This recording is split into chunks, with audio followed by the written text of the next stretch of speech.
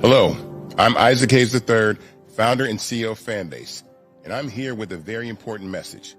We are at a turning point in the Black community where we must have equity in the apps we use that scale to billions of dollars. But this time, we own the infrastructure, we own the culture, and we shape the future. And Fanbase is the future. Fanbase combines the free functionality of Instagram, TikTok, and YouTube into an all-in-one platform built for the evolution of social media and monetization. With over 1.4 million users, that's real proof that we are shifting the conversation of tech ownership and equity for creators. So right now, I want you to go to startengine.com/fanbase and invest today. The minimum to invest is $399. That gets you 60 shares of stock in Fanbase at $665 a share. This marks a turning point in Black ownership of social media. If we don't take this opportunity to own social media right now, we will always be customers to our own creations. And that can't go on. So once again, go to startengine.com/fanbase and invest today. We must own the platforms where our voices live, our stories matter, and where our culture drives the world. Thank you. Folks, Black Star Network is here. Hold no punches. I'm real revolutionary right now. Support this man, Black media. He makes sure that our stories are told. Thank you for being the voice of Black America, Roland. I love y'all. All momentum we have now, we have to keep this going. The video looks phenomenal. See, this difference between Black Star Network and Black-owned media and something like CNN. You can't be Black-owned media and be scared. It's time to be smart. Bring your eyeballs home. You dig?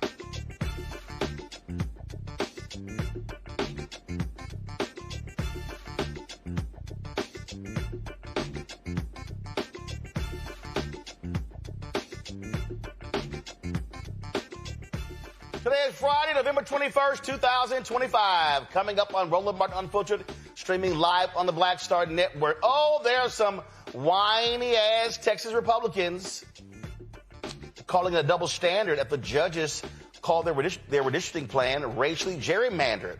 Y'all, check this one out. The judicial ruling of this one Republican, he just lost his mind. He was trashing Soros.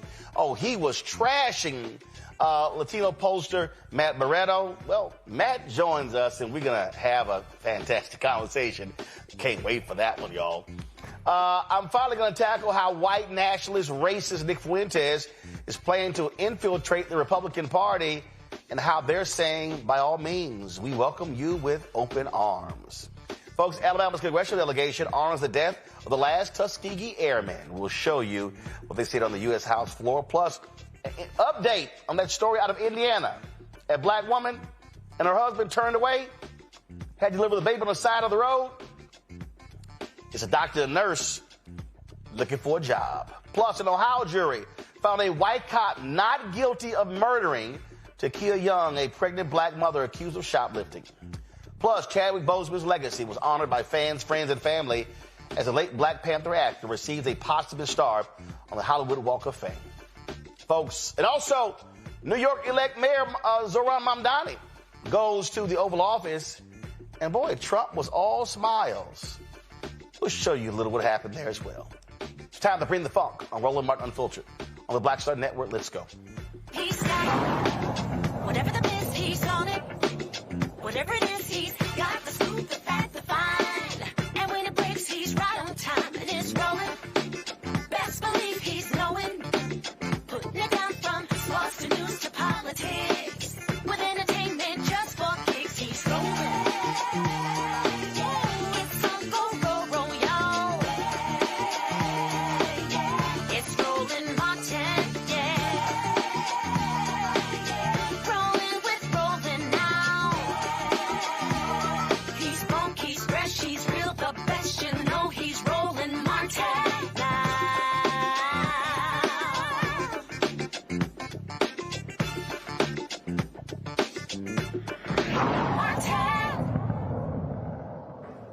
you would swear that conservatives, they don't have major donors who give millions upon millions to their candidates. I mean, you've got Steve Schwarzman, of course, CEO BlackRock.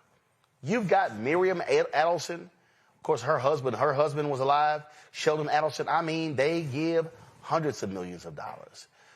You've got the Koch brothers. One has died, but you still have one of those brothers. I mean, you got these billionaires out of Wiley, Texas. I mean, they pump hundreds of millions of dollars into our political system. But for the right, oh my God, George Soros must be the devil. I mean, they slap his name on every single thing you could think of. Well, when the 2-to-1 ruling came down, declaring that the Texas map that was approved was racist gerrymander, the one judge in the 2-to-1, oh my God, Judge Jerry Smith lost his mind. He was so angry. He was upset. He felt they didn't give him enough time. But when you read his report, I mean, he trashes the other judges. And mind you, one of the judges he's trashing is a Trump appointee. This dude is a Reagan appointee. But one of the folks who he really was upset with, is my next guest, Matt Libretto. I mean, Jerry Smith, y'all, was just losing his mind. He said this was the most blatant exercise of judicial activism I have ever witnessed. And he sat there in his ruling. I mean, he was just going on and on and on, Soros and Soros and Soros. And he was really upset with Matt. Matt's professor of political science and director of UCLA's Voting Rights Project, who joins us right now. And Matt, I've been wanting to talk about this for 2 days. You could only join us today. I said, man, let me hold my powder. But it was hilarious reading this white man's meltdown, because he just could not help himself. He really portrayed George Soros like he's the devil. Hey, Roland, it's good to see you. Thanks for inviting me back. It was an intense trial, I'll say. There was thousands of pages of evidence that went in. And you mentioned the other judges in the 2-1. They sifted through that evidence and they looked at all the testimony. You had state legislators from both the Democratic and Republican side. You had statements from Governor Abbott. You had expert reports that I was part of. There were thousands of pages of evidence and testimony delivered to this court. And Jeff Brown, who wrote the 160-page opinion, sided with the plaintiffs and said, as you just said, this was a racial gerrymander that violated the Constitution. So there was plenty of evidence. There was no need to, invoke anything that wasn't a part of the trial. But that's what we saw recently, and I think I was as shocked as anyone. Well, and again, I mean, he was just going crazy, and I'm sitting here going, okay, he's bringing up, Soros funded this and he funded that, and Matt got money from here. And I was like, dude, that has nothing to do with the merits of the lawsuit. The lawsuit was simple. The people who sued said this was a racist gerrymander. As I said, there was so much direct evidence. There were statements by Governor Abbott calling for the dismantling of Black and Latino districts. There was a letter from the U.S. Department of Justice telling Texas, you need to dismantle Black and Latino districts. And there were statements from state legislators who passed the bill saying they wanted to dismantle these coalition districts. So the direct evidence was quite clear. And then people like myself came in with a lot of statistical evidence, maps and GIS layers to look at where the line boundaries were. All of the evidence was very clear in this case. This was racial gerrymandering. They dismantled Al Green's old district in Houston. I know you know that district, Congressional District 9. So there's no question that the direct evidence that was at play here, as well as the effects evidence, was quite clear. And that's why you saw such a powerful 160-page decision in favor of the plaintiffs striking down the Texas map. And I can say I was there for the entirety of the trial. George Soros never made an appearance in the trial, and that had nothing to do with the direct evidence that was present. Look at this. The main winner, go to my iPad here. The main winners from Judge Brown's opinion are George Soros and Gavin Newsom. The obvious losers are the people of Texas and the rule of law. I dissent. And then he goes on and on and on. And then he goes, the resulting dissent is far from a literary masterpiece. If, however, there were a Nobel Prize for fiction, Judge Brown's opinion would be a prime candidate. And so, boy, and then Judge Brown could have saved himself and the readers a lot of time and effort by merely stating the following. I just don't like what the legislature did here. It was unnecessary and it seems unfair to disadvantaged voters. I need to step in to make sure wiser heads prevail over the nakedly partisan and racially questionable actions of these zealous lawmakers. Just as I did to the lawmakers in Galveston County and Petaway, I'm using my considerable clout as a federal district judge to put a stop to bad policy judgments. After all, I get paid to do what I think is right. Okay, here's what's so stupid. The idiots with the Trump Department of Justice sends a letter saying, hey, it's some racial issues. Y'all got to get rid of these districts. Now, mind you, while that was happening, Texas was literally defending those very districts in court over the 2021 lawsuit saying, oh, no. We did not draw these seats with racist intent, with racial intent. Then all of a sudden, letter comes. Trump calls Abbott, yo, I need 5 seats. Flip it. Abbott, in his proclamation calling for the special session, cites the DOJ letter. The chair of the committee, the commission, cites the DOJ letter. Then all of a sudden they went, oh shit. The court ruled that partisan gerrymandering is okay, but it's illegal.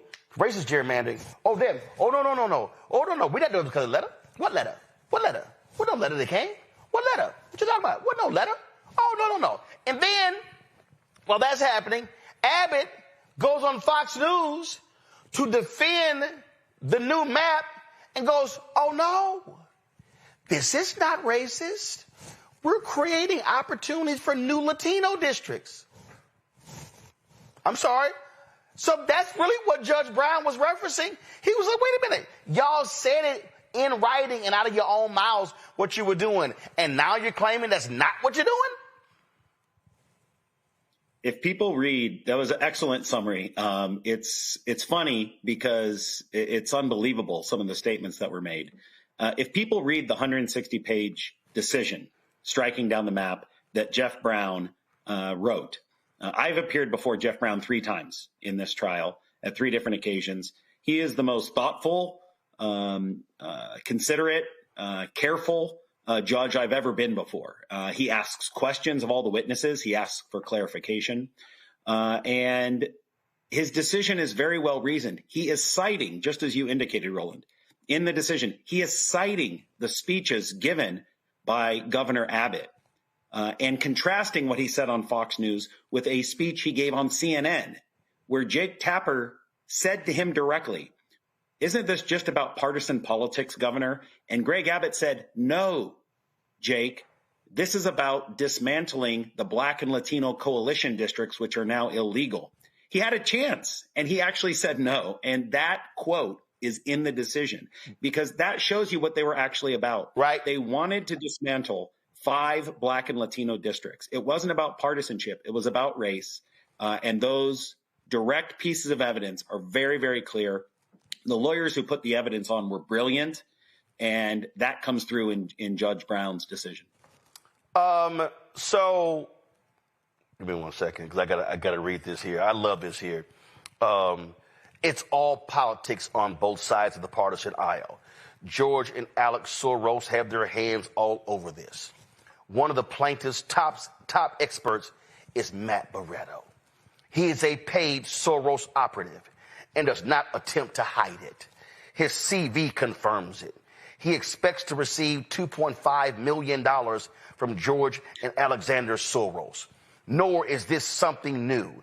Soros has been pumping money into Barretto's UCLA voting rights project for years. And this steady supply of money won't stop until 2026 at the earliest. Unsurprisingly, Barreto has been on quite a roadshow for years, parading across the country, opposing Republican redistricting. That is the tip of the iceberg. The lawyers are involved as well. And then he goes on and on and on. To his credit, the lead counsel for plaintiffs does not try to hide it either. Chad Dunn acknowledged so in open court. He works with Barreto at the same voting rights project that received Soros funding. Dunn is a respected attorney in Texas election law cases, most recently serving as counsel in the Jackson case. And then he goes on and on and on and on and on. And he goes on and on and on. He said it does not stop there. The Elias Law Group draws from the Soros coffers too. Counsel for the Instant Gonzalez plaintiffs, David Fox, is a partner at Elias, which has, quote, collected more than $104 million from Democratic Party committees and donors, including Mr. Soros. And he just goes on. On a silver platter, Judge Brown hands Soros a victory at the expense of the people of Texas and the rule of law. Judge Brown won't tell you that. I just did. And I'm sitting there going, so is he saying that no one else can give money to voting rights projects? That, is he, I mean, again, can I substitute Allison? Can I substitute Coke? Can I substitute the wild? I mean, I could go on and on and on, but he's clearly showing his disdain for there being people who oppose racist gerrymandering. Yeah, there's no question that the Constitution, this wasn't even a voting rights claim. This was not a Voting Rights Act 1965 Section 2 claim in Texas. This was a claim against the United States Constitution, 14th Amendment. That's what Texas lost on right now. And if we cannot have independent research centers and litigation outfits that try to protect the United States Constitution, then I don't know how we're supposed to protect our democracy. That's what our group does. We try to stop racial gerrymandering at every turn. We try to make sure that all Americans, regardless of race or ethnicity, have an equal right to vote. And that's what people are advocating for. And there's nothing wrong with that. We're trying to uphold the Constitution. In fact, this Judge Brown in Guadarrama, 2 federal judges, evaluated a week's long worth of evidence and said they agreed with plaintiffs that the Texas map violates the U.S. Constitution. And so those of us who are on the side of trying to protect voting rights and voting equality, we should be celebrating this decision because you had both a Republican and a Democratic appointed judge in Brown and Guadarrama come to an agreement after reviewing thousands of pages of evidence and hearing testimony and saying it was clear to them. It wasn't even close. To them, it was clear in all instances that there were 6 districts that violated the U.S. Constitution because of racial gerrymandering. And that's something not to be ashamed of. That's something to be proud of when you can hold the state accountable and tell them that these districts are taking away the rights of blacks and Latinos in the state of Texas. The Al Green district will now get put back. That district in Houston, which has been there for decades. The Latino district that Greg Casar represents from Austin to San Antonio, that majority Latino voting rights district, will get put back. And people will have their representatives in Congress now. So now the question then becomes, will the Supreme Court, first of all, this decision has been appealed to the Supreme Court. So the question now is, will the Supreme Court lock the new map in place? Or will they lock the old map in place? We also have, though, the Louisiana case. Is it pronounced Cali? Is that how they pronounce it, or Calais? Calais, I'm sorry. Calais. So you have the Calais case. So now, and then if they rule on that, that could impact these Texas seats. So just explain to people what we're now facing, because the conundrum that we're now in is today's November 21st. The deadline to run for these congressional seats, or even for the Senate, is December 8th.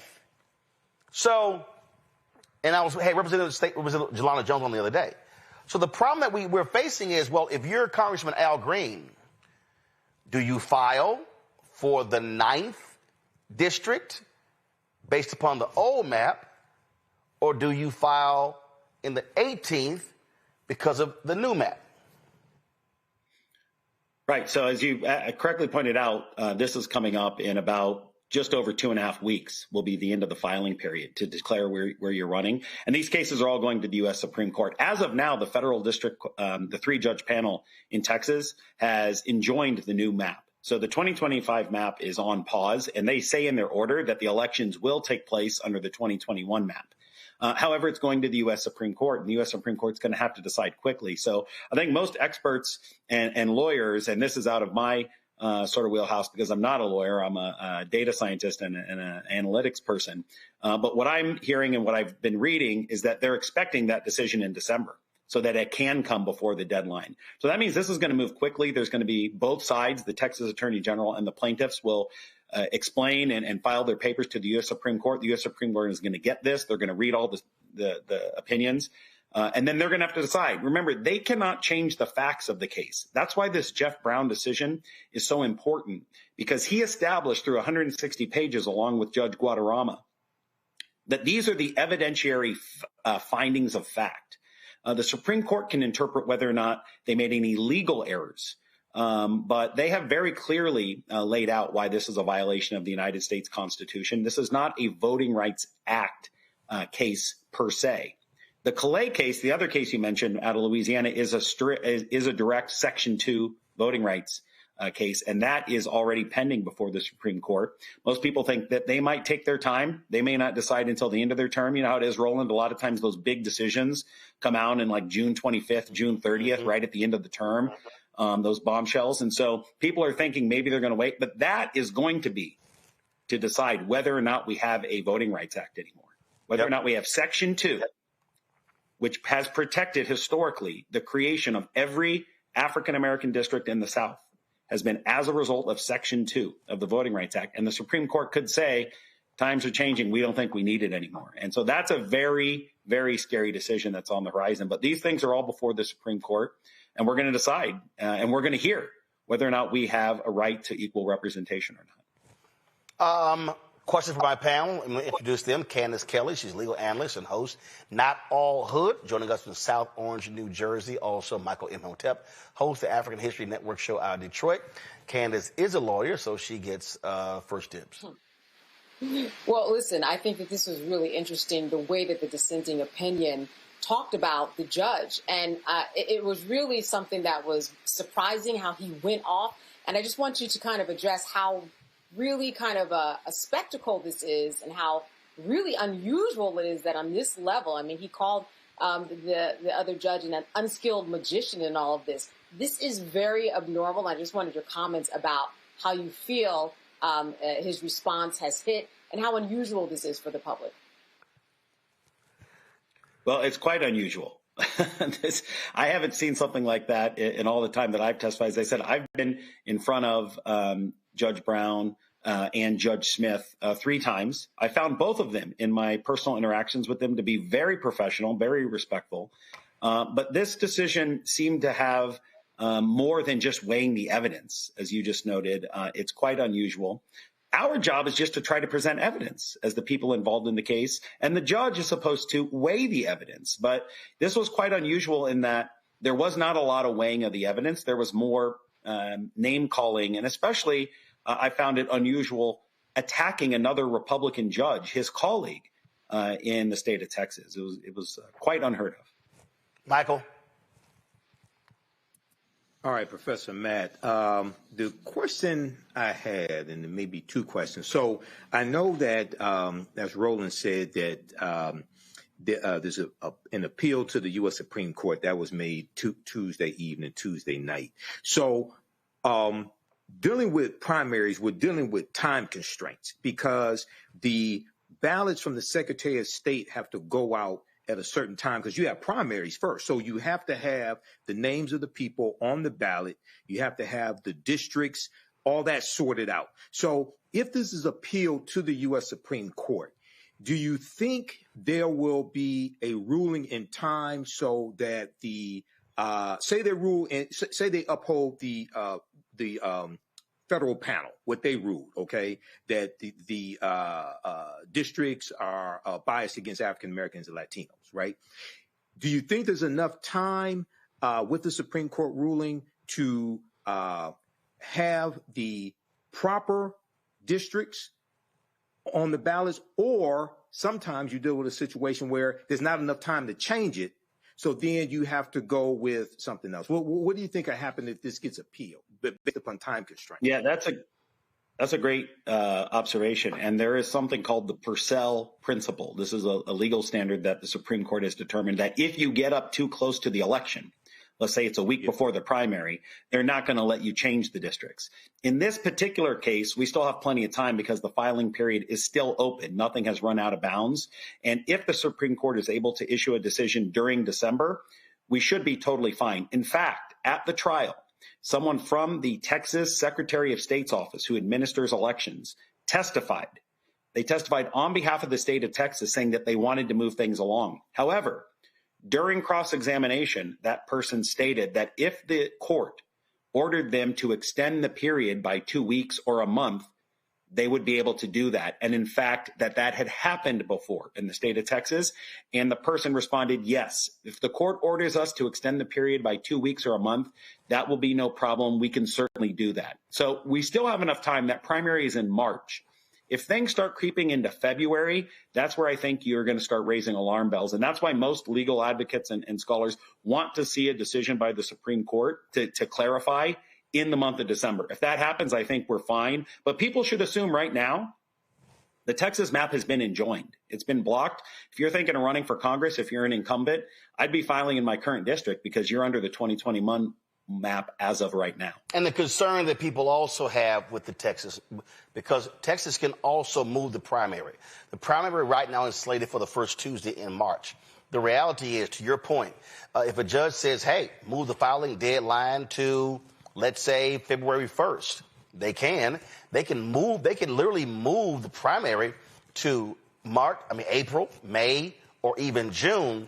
But the whole point there, and this is where Purcell comes in, and what people also got to remember, lower courts ruled that in Louisiana, that the state discriminated against African Americans by not creating a second district.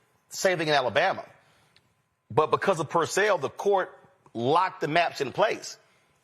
So even though the lower courts had ruled those were unconstitutional, they declared, even though I thought in the Louisiana case it was bullshit, because their primary wasn't until August, that thing came down early in the year, they ruled that, hey, there wasn't enough time to change the maps. And so many folks are hoping that this Supreme Court, and we know that they care about precedent but don't care about precedent, are thinking that, hey, there's no way they're going to sit here and have this upheaval and say, yeah, let's go forward with these new maps, knowing full well people don't know what district I'm in, who am I voting for, where am I filing.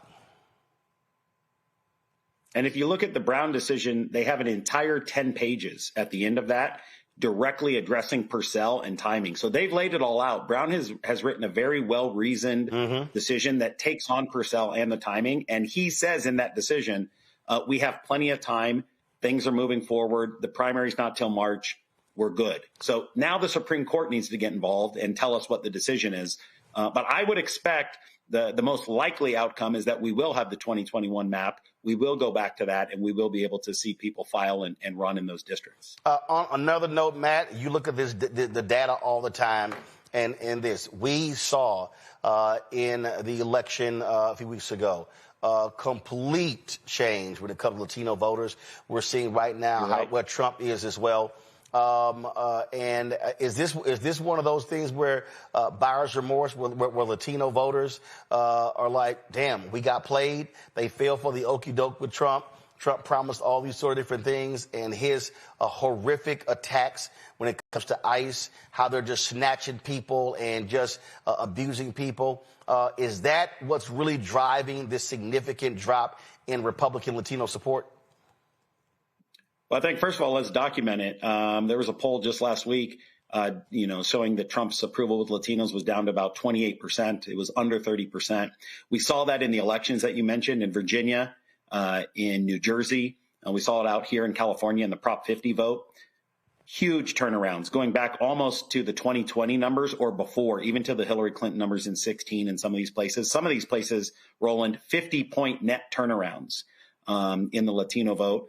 And we know that Latinos are very economically conscious. We know that people were still hurting at the end of 2024, that inflation was still there. This is a working class community, by and large, had not fully recovered. Inflation was still there. And as you said, maybe believed a lot of the promises and those hopes that Trump said he was going to instantly change things. But that's not what happened. What we have seen is the economy has not rebounded. Latino wages have not gone up. Inflation continues to rise. Healthcare is expensive. Housing is expensive. We haven't seen an increase in Latino home ownership rates. Instead, you have seen unbelievable crackdowns on immigrant rights and immigrants, including U.S.-born in legal permanent residents and people with visas, getting abducted, getting tackled by masked agents. That does not play well while simultaneously the economy is not rebounding. And so you put it together, those things are really at the forefront. I think a lot of people are saying this is not what we expected. We took a chance. We were hoping that this so-called businessman would help rescue the economy, but we haven't seen that, and people are upset. And I think what you saw in 25, man, it looks like it could continue into 26, and that won't be good. Well, and that's one of the reasons why Republicans are desperate to gerrymander as much as they can, because I think they are expecting they're going to lose 10, 12, maybe 15 seats. It could be even more. So I think that when I see these folks these Muslims in Dearborn, Michigan, who are angry with the right wing, protesting them, when I see what's happening with ICE, I think between those voters and Latino voters, they're sitting here going, damn, I think we screwed this one up. And the problem is he's going to be there for 3 more years. So we'll see what happens in the midterms. Matt, we appreciate it. Thanks a lot. Hey, Roland, anytime, my brother. All right, folks, going to go to a break. I'll be right back. Roland Martin Unfiltered on the Black Star Network. If in this country right now you have people get up in the morning and the only thing they can think about is how many people they can hurt, and they got the power, that's the time for mourning. For better or worse, what makes America special, it's that legal system that's supposed to protect minorities from the tyranny of the majority. We are at a point of a moral emergency. We must raise a voice of outrage. We must raise a voice of compassion. And we must raise a voice of unity. We are not in a crisis of party versus party.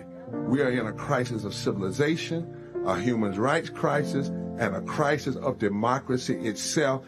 And guess what? You've been chosen to make sure that those that would destroy, those that would hate, don't have the final say, and they don't ultimately win. Now that Roland Martin is willing to give me the blueprint, hey, Cyrus, I need to go to Tyler Perry and get another blueprint because I need some green money. The only way I can do what I'm doing, I need to make some money. So you'll see me working with Roland. Matter of fact, it's the Roland Martin and Cheryl Underwood show. Well, should it be the Cheryl Underwood show and the Roland Martin show? Well, whatever show it's going to be good.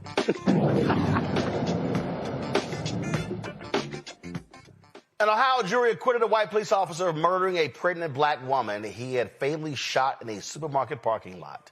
The panel, consisting of 9 women and 3 men, deliberated for about 2.5 hours before finding Connor Grubb not guilty of murder, involuntary manslaughter, and felonious assault charges related to the death of 21-year-old Takia Young. Takia was killed on August 24, 2023, during a confrontation with Grubb and another officer. They were instructing her to exit her vehicle when it slowly rolled toward Grubb outside the Kroger store in a Columbus suburb. Grubb maintained that Takia was attempting to run him over. At the time of the incident, she was approximately 25 weeks pregnant, and her unborn daughter also died as a result. After the verdict was read, Takia's grandmother, Nadine Young, shouted in disbelief.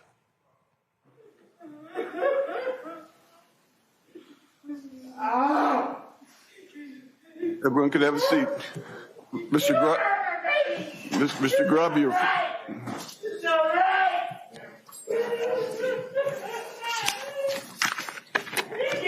away free. She never looked in. All right.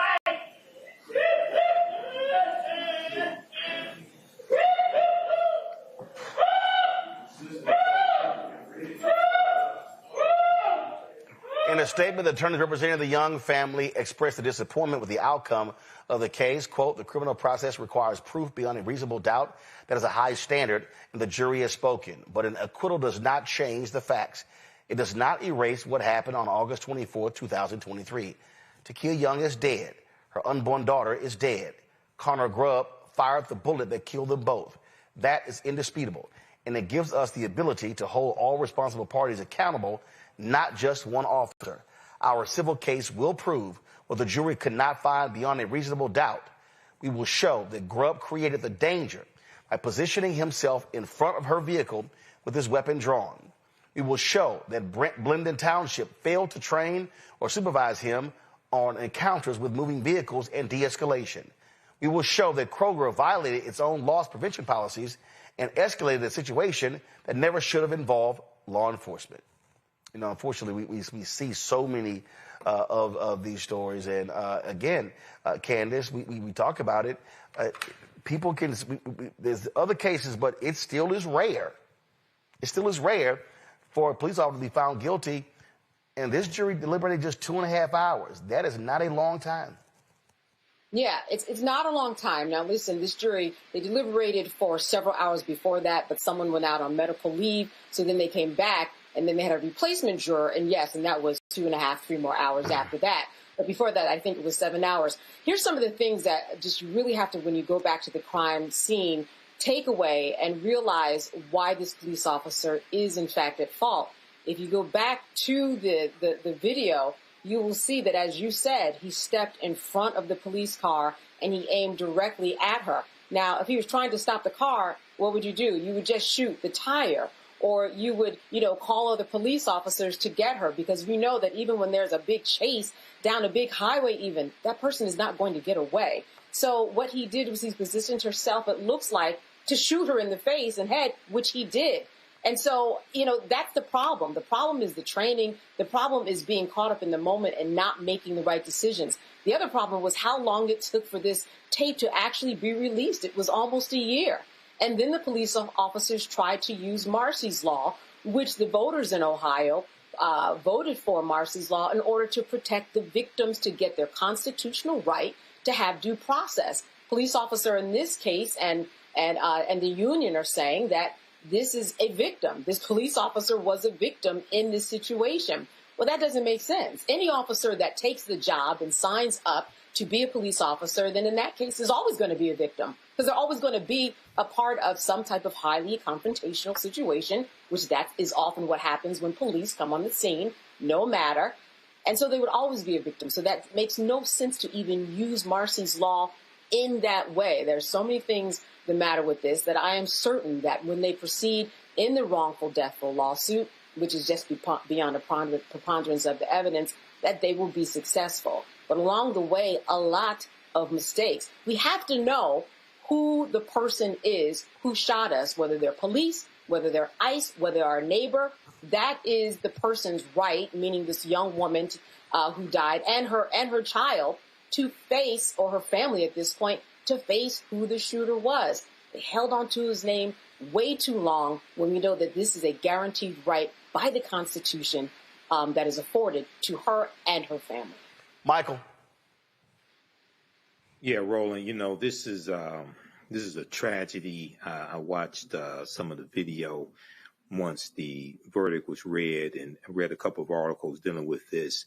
And this is a situation where it kind of reminds me of George Floyd, because that involved a store, a purchase as well. But when you read that the car was moving slowly forward, she put on the turn signal, things of this nature. When you read what happened, when you watch the video, it doesn't give the appearance that she was trying to run the officer over.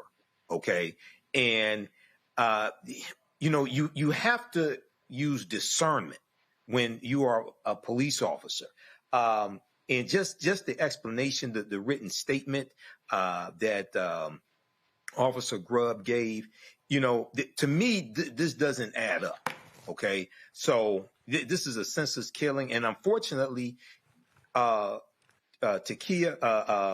Fortunately, the sister, Takia, and her unborn child died in this tragedy here. Okay, so and the question I have now, she's accused of stealing alcohol. Not saying that she should pay the ultimate penalty if she did, but were they even able to determine whether or not she stole alcohol? This was an accusation of stealing alcohol, which kind of reminds me of George Floyd, because he was accused of passing a fake $20 bill, which would then lead to, theft of a product. And he ended up dead as well. Yep. Well, can I jump in? I just want to jump in, and so yes, there was video evidence that might point to that. But here's the thing: are we now in the business, especially in this economy? And I've been in court where there have been several women who go to the ShopRite, and men, the ShopRite down the street where I live right now, and they are brought up on charges because they steal not just alcohol, but they steal $136 worth of groceries. But we are not in the business. We just cannot be in the business of shooting people because they stole string beans and turkeys. We just cannot do that. If that's the case, police officers might as well set up down at ShopRite, Stop and Shop, whatever, King's, whatever, in a local Kroger's near you, and they're going to catch a lot of people. And that's not how you do it. I mean, if they would have stayed there and caught her, and put her in jail legitimately, and just stayed, that's what they would have been doing all day. You can't solve that problem by pulling out your gun. Not in 2025, not in this economy, not ever, not ever. Folks, let's talk about this story. We had a couple on the show the other day who were in an Indiana hospital for 6 hours, then turned away, and they had to deliver the baby on the side of the road. Mercedes Wells, remember, says she was wheeled out of Indiana's Franciscan Health Crown Point Hospital Saturday night by security while in active labor, forcing her to give birth on the side of the road 8 minutes later. Her husband delivered the baby.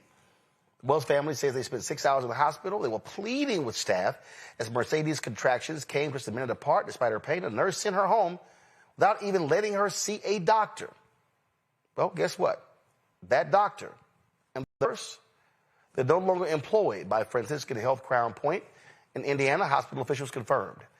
Franciscan Health Crown Point said that in addition to employees losing their jobs, the hospital has mandated cultural competency training and a new exam protocol for patients leaving the labor and delivery unit.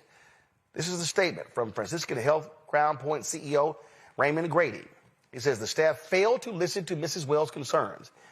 And said, on behalf of Franciscan Alliance and Franciscan Health Crown Point, I apologize to Mrs. Wells and her family for failing to live up to our Franciscan values.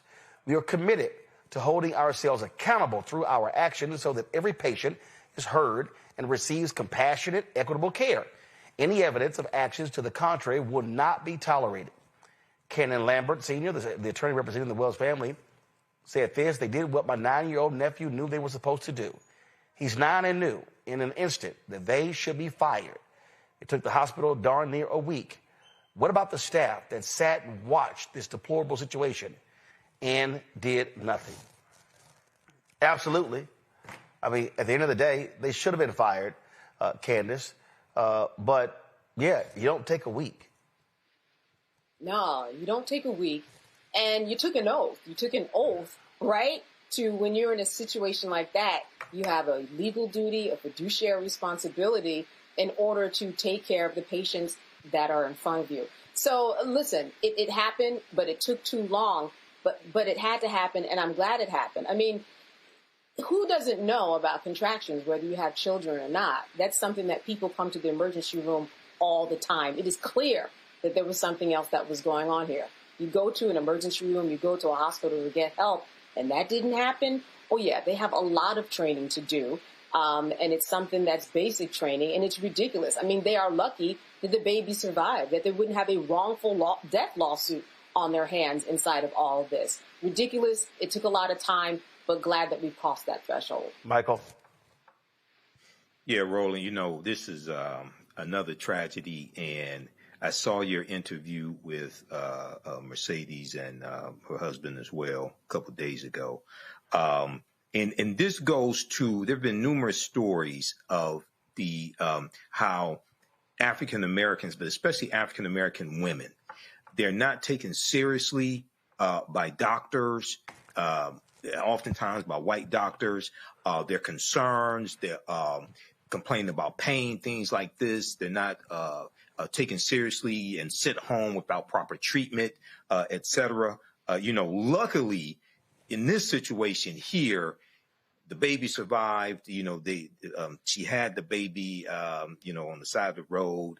But once again, this is why you have to have competent doctors. You have to have cultural competency also, and why it's so important to have more African-American doctors, because there's studies that show that African-Americans who have African-American primary physicians are healthier and live longer as well. So it makes a difference. But thanks for covering this story also, Roland.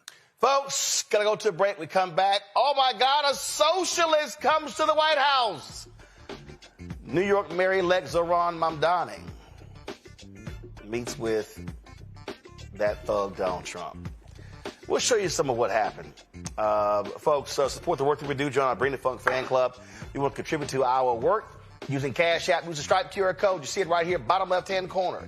That's for credit cards as well. PayPal is R Martin Unfiltered. Venmo is RM Unfiltered. Zelle, Roland at RolandSMartin.com. Roland at RolandMartinUnfiltered.com. Checks and money orders. Make it payable to Roland Martin Unfiltered. P.O. Box 57196, Washington, D.C. 20037-0196. Back in a moment. Said the quiet part out loud. Black votes are a threat, so they erased them. After the Supreme Court gutted the Voting Rights Act in 2013, Republican legislatures moved fast. New voter ID laws, polling place shutdowns, purges of black voters from the rolls.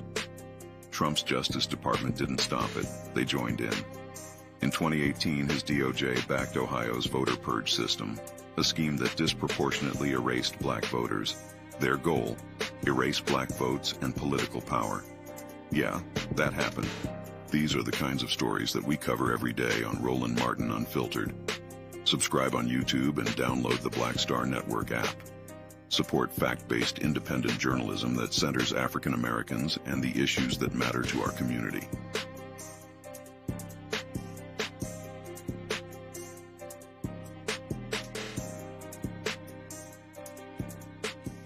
Melanie Campbell, National Coalition on Black Civic Participation and Black Women's Roundtable. And we are watching Roland Martin Unfiltered all day, every day, 24/7. Spread the word. Well, folks, Zohran Mamdani, who was elected mayor of New York City, held a meeting today in the Oval Office with the crazed, deranged orange one. It was, of course, quite interesting. A lot of people thought fireworks were going to happen. But y'all know Mamdani is way smarter than that, and he's damn sure more smarter than Trump. Here's some of what took place. We've just had a great meeting, a really good, very productive meeting. We have one thing in common. We want this city of ours that we love to do very well. And I wanted to congratulate the mayor. He really ran an incredible race against, a lot of smart people, starting with the early primaries against some very tough people, very smart people. And he beat them easily. And I congratulated him. And we talked about some things in very strong common, like housing and getting housing built, and food and prices, and the price of oil is coming way down. That anything I do is going to be good for New York. If I can get prices down, it's good for New York. And we've got them down, way down from last year. We have, as you know, I've been saying to a lot of people, Walmart said that Thanksgiving this year is exactly 25% less than last year. So that's good for New York, good for everybody. But I just want to congratulate. I think you're going to have, hopefully, a really great mayor. The better he does, the happier I am, I will say. There's no difference in party. There's no difference in anything. And we're going to be helping him to make everybody's dream come true, having a strong and very safe New York. And congratulations, Mr. Mayor. Thank you, Mr. President. Thank you. I appreciate it. Please. I appreciated the meeting with the president, and as he said, it was a productive meeting focused on a place of shared admiration and love, which is New York City. and the need to deliver affordability to New Yorkers, the 8.5 million people who call our city their home, who are struggling to afford life in the most expensive city in the United States of America. We spoke about rent, we spoke about groceries, we spoke about utilities, we spoke about the different ways in which people are being pushed out, and I appreciated the time with the president, I appreciated the conversation. I look forward to working together to deliver that affordability for New Yorkers. Thank you very much. Any questions, please? President Trump, Stephen Nelson from the New York Post. I've got a question for you and then also one for the mayor-elect. For you, you've referred to Mr. Mamdani as a communist. Could you describe why you feel that way? And also, will you do anything to stop him from arresting Prime Minister Netanyahu if he visits New York? Well, we didn't discuss your second part of the question. And on your first part, I mean, he's got views that are a little out there, but who knows? I mean, we're going to see what works, or he's going to change also. We all change. I changed a lot. From when I first came to office. It's now quite a while ago. It's quite a while. My first term was great. We had the greatest economy in the history of our country. We're doing even better now. We're doing much better now than we did even the first term. And I can tell you some of my views have changed. And we had discussions on some things. I'm not going to discuss what they were, but that I feel very confident that he can do a very good job. I think he's going to be. I think he is going to surprise some conservative people, actually, and some very liberal people. He won't surprise them because they already like him.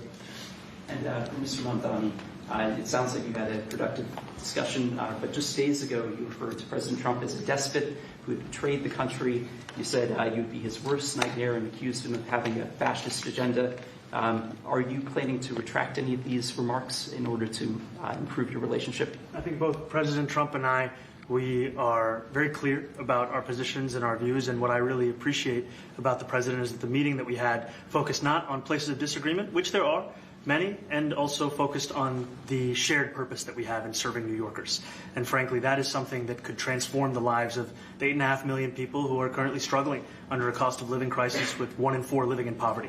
And the meeting came back again and again to what it could look like to lift those New Yorkers out of struggle and start to deliver them a city that they could do more than just struggle to afford it, but actually start to live in it. And I've been called much worse than a despot, so it's not that insulting.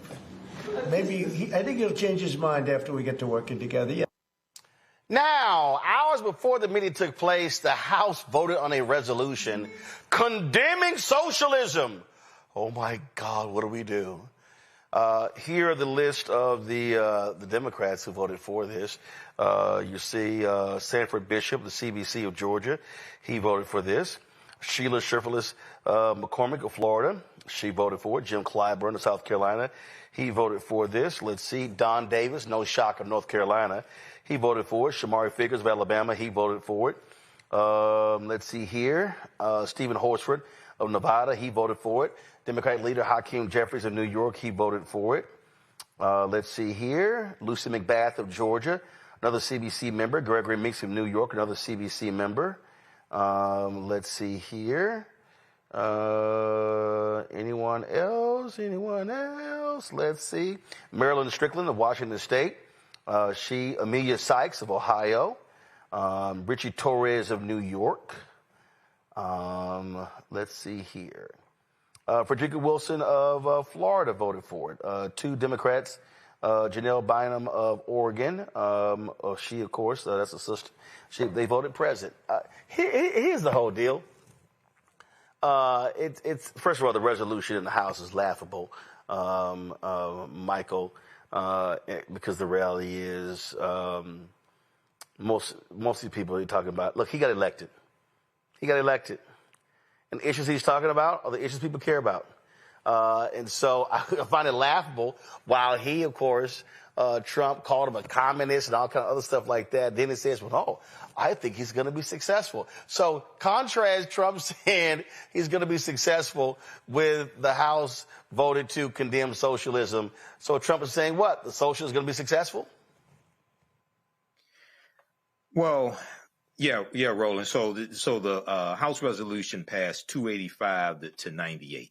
Okay, condemning socialism and condemning, quote, horrors of socialism, end quote, as if capitalism is so great. And I'm a capitalist. I'm not a socialist, but I'm also not stupid. Okay. Now, what I find really interesting is is that you have white MAGA farmers in Arkansas and Iowa begging for a bailout from the federal government, and now they want socialism. They want a bailout from the federal government because of Trump's tariffs and destroying the soybean market, right? So here you have Republicans, largely Republicans, voting to condemn the horrors of socialism, and MAGA wants socialism to bail out white farmers. But they're not trying to bail out black farmers, because if you look at the discrimination that took place during the first Trump administration, when he destroyed the soybean market again, they had to do $26 billion in assistance for farmers, and black farmers got 1/10 of 1%. They got about $26 million. Okay, so this doesn't make sense. The math isn't mathing. But once again, all of this, I think, is a distraction from the Jeffrey Epstein files and the failing economy. That's what's going on here, because Republicans don't have any solutions to make our lives better. True that. Candace. Hey, listen, it doesn't matter what you call it or what resolution they say. We like socialism, we don't like socialism. The people of New York City, they want a relief in taxes. They want a free MTA card. They want free childcare. They want, they want these free things that Mondani promised. So it doesn't matter whether you call it socialism. It doesn't matter whether you have a resolution or not. They're waiting to see that he shows and proves. And I think it's interesting that we had this kind of real chummy love affair all of a sudden with Trump and Mamdani, because he knows who he put, the president knows who he put his support behind, Cuomo, and that it just didn't work. So here he is. Is he going to fight with this guy who is the mayor of the epicenter of the world when it comes to culture, media, diplomacy, finance? He is not. This is some place where he hopes to keep connections, and he knows he already lost. He tried to win the night before by putting his support behind Cuomo, and it didn't work. So here he is. And this is why he's got to be chummy, because he figured, let me not be a dummy. Let me go ahead and see what I can do to make good of this, because I didn't come through with the votes and my support with Cuomo. So this is what he's left with. So this is now a wait-and-see proposition. Who knows? This chummy fest might just be one day. Tomorrow we know he might be on Truth Social saying something completely opposite, calling him names, calling him a communist. That's just how he gets down. But for today, That's the news. I'll take the chummy. All right. Well, listen, we'll see what happens. But bottom line is and then what happened to all these billionaires? Said they would be fleeing New York. They're moving. They lied. All right, y'all. Second half of the show, I got to deal with how the right wing, they are just loving and embracing that racist Nick Fuentes. But why was anybody shocked? Because that's their voters. I'm not shocked at all. I'll unpack when we come back right here, Roland Infiltrate on the Black Star Network. This week on The Other Side of Change. Book bans, anti-intellectualism, and Trump's continued war on wisdom. This is a coordinated backlash to progress. At the end of the day, conservatives realized that they couldn't win a debate on facts. They started using our language against us, right? Remember when we were all woke and the woke movement and all that kind of stuff? Now everything is anti-woke, right? When we were talking about including diversity, equity, inclusion, higher education, now it's anti-DEI. All this are efforts to suppress the truth because truth empowers people. You're watching The Other Side of Change, only on the Black Star Network. Next on the Black Table with me, Greg Carr. Our legal roundtable is back in session as we look at yet another potential landmark case being considered by the United States Supreme Court. This one is called 303 Creative versus Alennis, and may be the most important and far-reaching First Amendment, that is freedom of speech, case of our time. It could, depending on how the court rules, open the door for a return of Jim Crow segregation laws. It's true. If you say we can discriminate against one, you're saying we can discriminate against all. That's on the next Black Table. Don't miss it. Right here on the Black Star Network. Are you ready for the holidays? This week on A Balanced Life with Dr. Jackie, we're talking about all things anxiety and the holidays, whether it's performance anxiety, presence versus presence, making certain that everybody in your space understands the boundaries and how to respect your home. This week, we're talking about those things that will allow you to have a peaceful holiday season. It really is not about perfection. It's really about, you know, the house feeling warm and cozy and peaceful. You don't have to like everybody, but what you can do is be cordial in those environments. That's all this week on A Balanced Life with Dr. Jackie here on Black Star Network. Hatred on the streets, a horrific scene, a white nationalist rally that descended into deadly violence. White people are losing their damn minds. As an angry pro-Trump mob storms the U.S. Capitol, we've seen shooting. We're about to see the rise of what I call white minority resistance.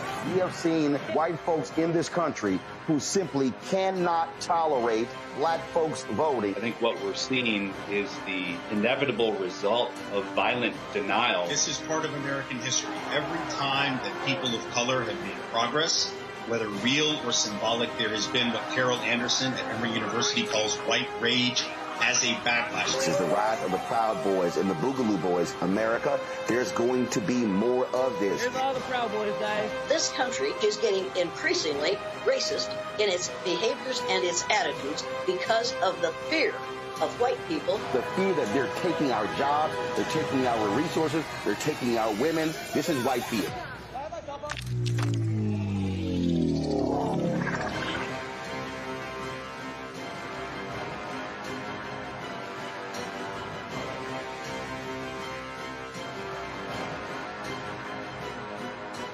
Michael McMillan, President and CEO of the Urban League of Metropolitan St. Louis, and you are watching Roland Martin Unfiltered.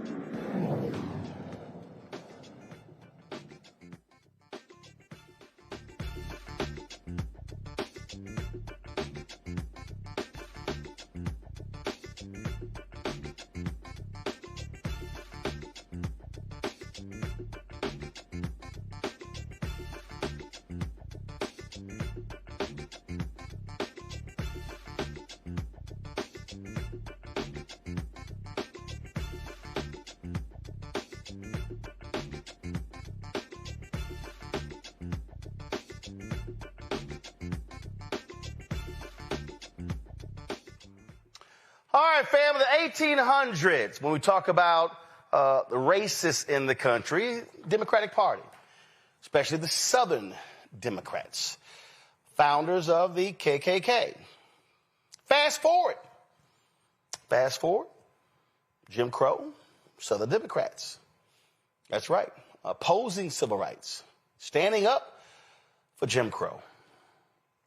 Then you get to the 60s.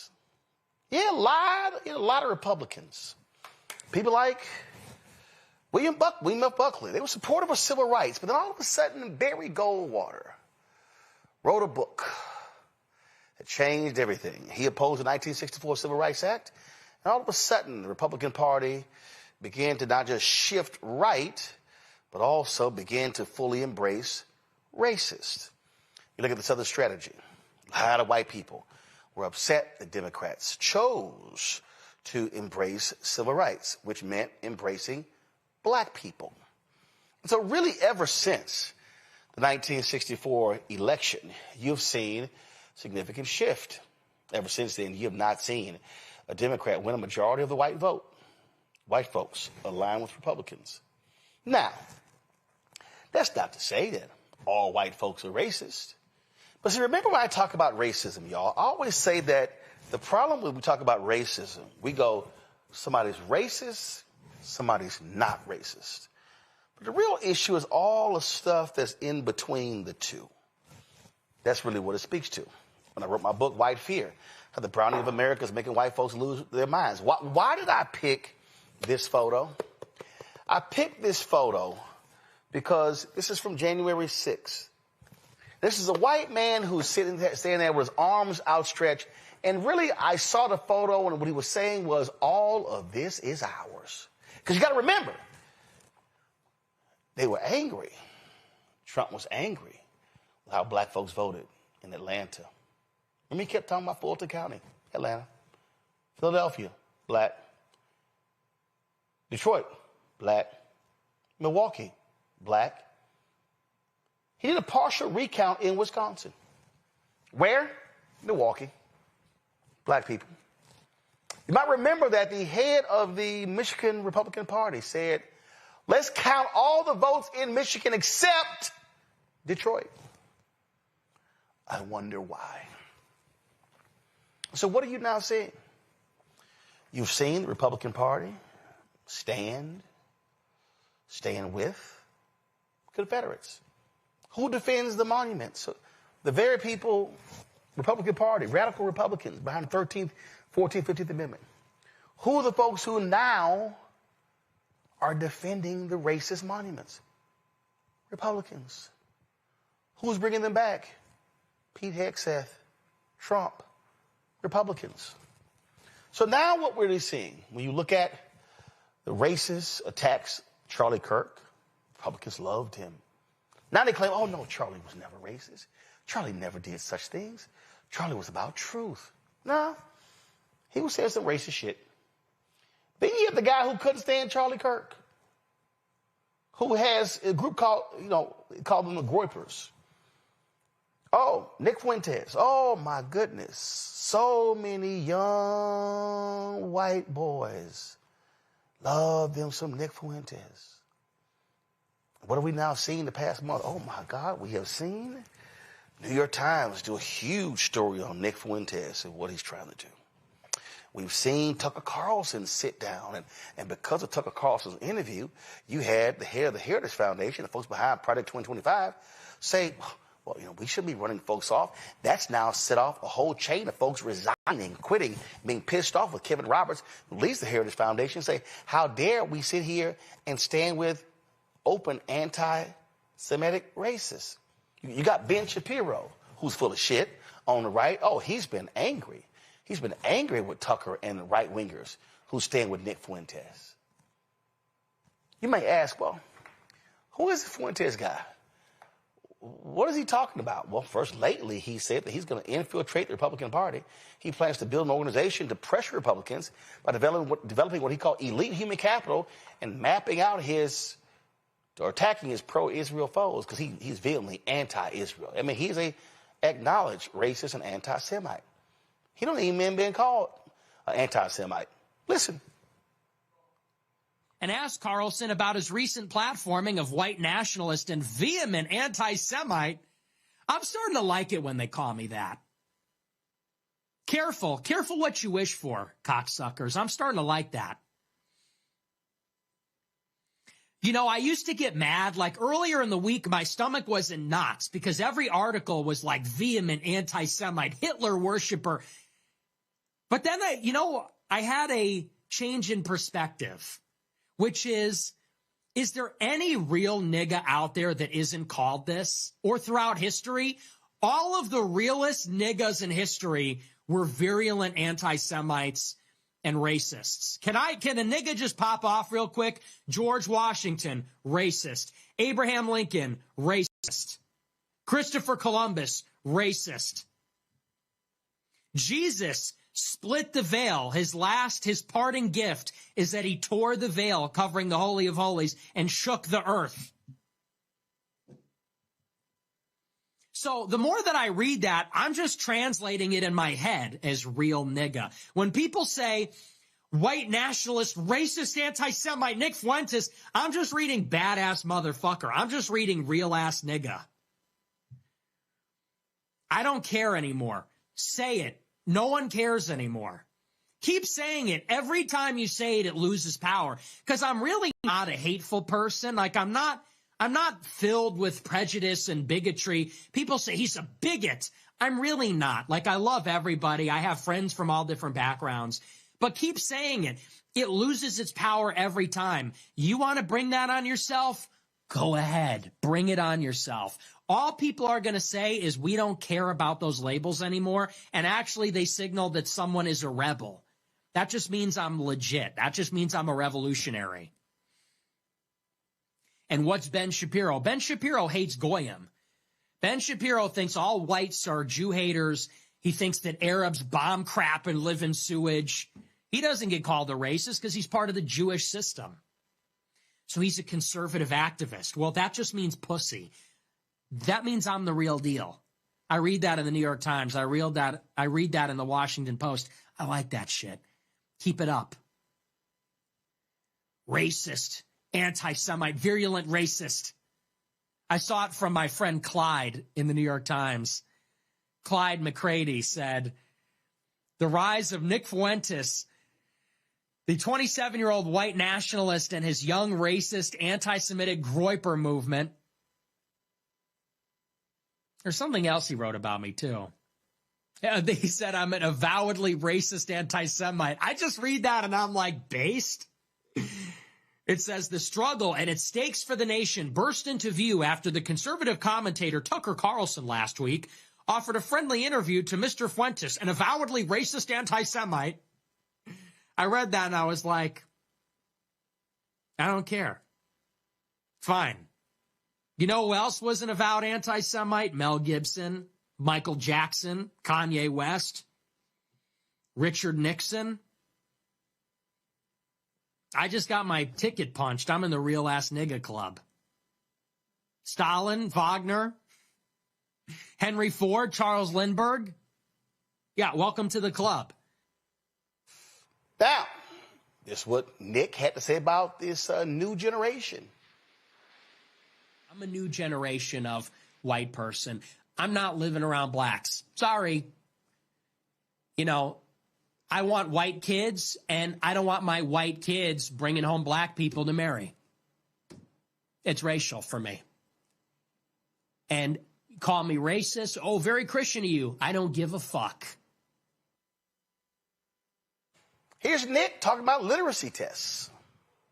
30% of voters can't name all three branches of government. 13% can't name even one. And only 7% know all 5 First Amendment freedoms. 80% can't locate Iraq or Afghanistan on a map. Would you support a modern voter literacy test to incentivize more informed voting? Or any other solutions to incentivize more informed voting? Maybe. I don't know. That's just like idiotic. You know, thinking the problem is like uninformed people are voting. Uninformed people are the only thing keeping the country going. The 20% of people that could find Iraq on a map are all liberals, okay? The 20% of informed voters that could find Iraq on a map, it's probably like 2% are veterans and 18% are like lib shits that went to college. It's probably like 2% veterans, 2% like talk radio boomers who are like, nah. And then the other 16% are liberals that went to college. So no. I'll be the first to say, if we had a voter literacy test, Democrat landslide imminent. And it would disqualify all blacks. It would disqualify 80% of Hispanics. But you know who would be voting? College-educated whites and Asians, and they're all liberal. So, no. That's not the issue. That wouldn't solve nothing. Trasimachus sent. Things would get worse faster. Trasimachus sent $21. Nick has some thoughts on Jim Crow. It was better for them, too. Number one, but number two, who cares? Who cares? You know, enough with the Jim Crow stuff. Who cares? Oh, to drink out of a different water fountain. Big fucking deal. Oh, no, they had to go to a different school. Their water fountain in that famous picture was worse. Who cares? Grow up. Drink out of the fucking water fountain. It's water. It's the same. You know, and, you know, even if it was bad, who cares? Who cares? It's better. It's better in general. We all agree it was better for them. It's better for us. Better in general.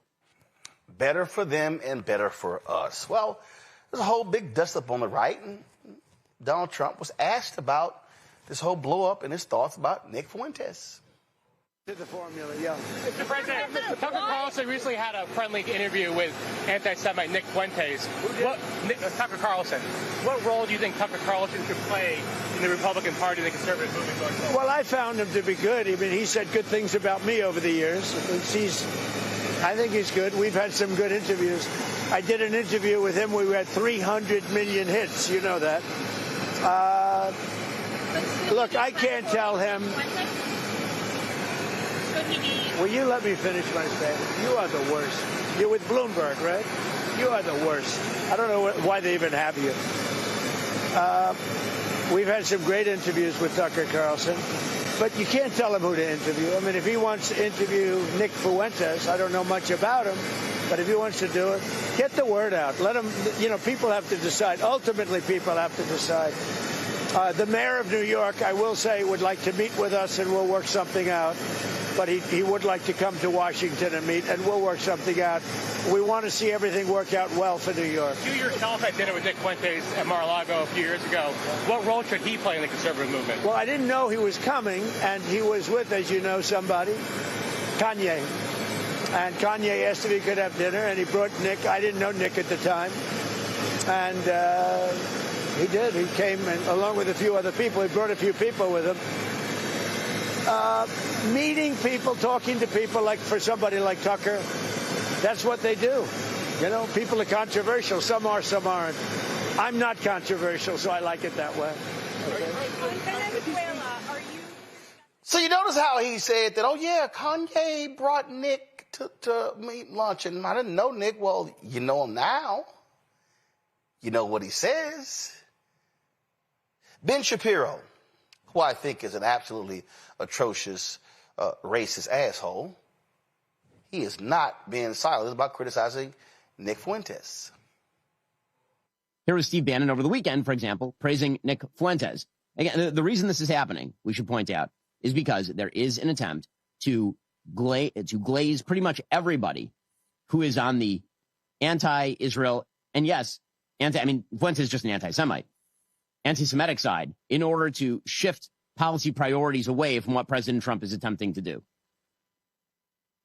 Alex Jones had a debate with Nick Fuentes and Dinesh D'Souza. And you see right there the laziness, the lack of argument, their attitude that they just own this. Fuentes takes this guy apart brick by brick. It's a full takedown. Because the kid shows up, he's prepped, he's ready. Not only is he on point and he's always on attack, he happens to have something called facts, and he just overwhelms Dinesh. Dinesh goes back, and it shows you this old guard who has nothing. Again, it's fascinating to watch as all these people make quasi-allies of people like Nick Fuentes. And, of course, Marjorie Taylor Greene, she had to have a few words to say. You're talking about lowering the rhetoric, which is important for everybody to hear from you and all of our elected officials. But there is some concern, a lot of concern among Republicans about the rise of anti-Semitic hard-right figures in your movement, especially after Tucker Carlson hosted White Nationalist Nick Fuentes on his podcast, didn't question Fuentes about his vile language or views. You did speak at a conference hosted by Fuentes back in 2022. You were criticized, and you said then that you didn't know about his views. Well, Fuentes talked to Carlson about that in the interview. Listen to what he said. Well, again, with Marjorie, I was a friend of hers, and she spoke at my conference, and then the day after, she pretended like she didn't know me. She pretended like she didn't know me and lied and said I had no idea the conference I was speaking at. She knew exactly what it was. What do you say to that? Well, first of all, I defend every single person's free speech rights. I think that's incredibly important. So I don't apologize for that, and I don't believe in canceling people. And I think it's important for people like Tucker Carlson and yourself to interview everyone. I don't believe in trying to cancel someone by refusing to interview them and question them. And I did speak at his conference back in 2022. However, I don't know Nick Fuentes. He's someone I've never exchanged text messages with or phone calls, but I did speak at his conference. That was the first time I had met him that day, and that was it. But I did watch the interview. I watched the full interview with Tucker, and I admire him for interviewing many people as well as exposing a lot of powerful information. I hear what that you're he saying. does on his show. I hear what you're saying about free speech. I mean, count me as guilty as a proponent of free speech. There's free speech, and then there is hate speech. And this is a man invited on a really prominent conservative show, who said even during that interview he had a problem with, quote, organized Jewry, and he wasn't challenged on it.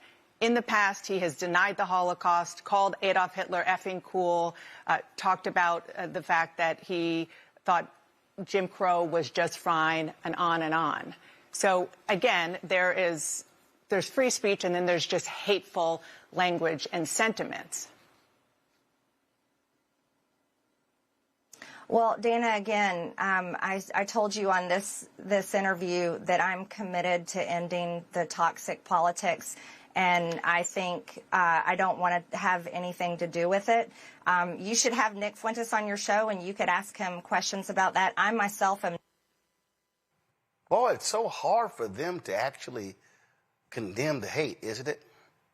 So let's take Kevin Roberts. He leads the Heritage Foundation. So he has been under a lot of pressure because there are so many other Republicans. They're calling them elite Republicans, old school Republicans who have been upset. A number of people have resigned from the Heritage Foundation, including close aides of his, because of his defense of Tucker Carlson reaching out and interviewing Nick Fuentes. And Kevin Roberts is saying, hey, we need those guys in the fold. Listen. I want to speak plainly, both as president of the Heritage Foundation and also as an American who understands the urgency of this moment. Leadership requires owning the moments where we fall short, then using them to reset, refocus, and recommit.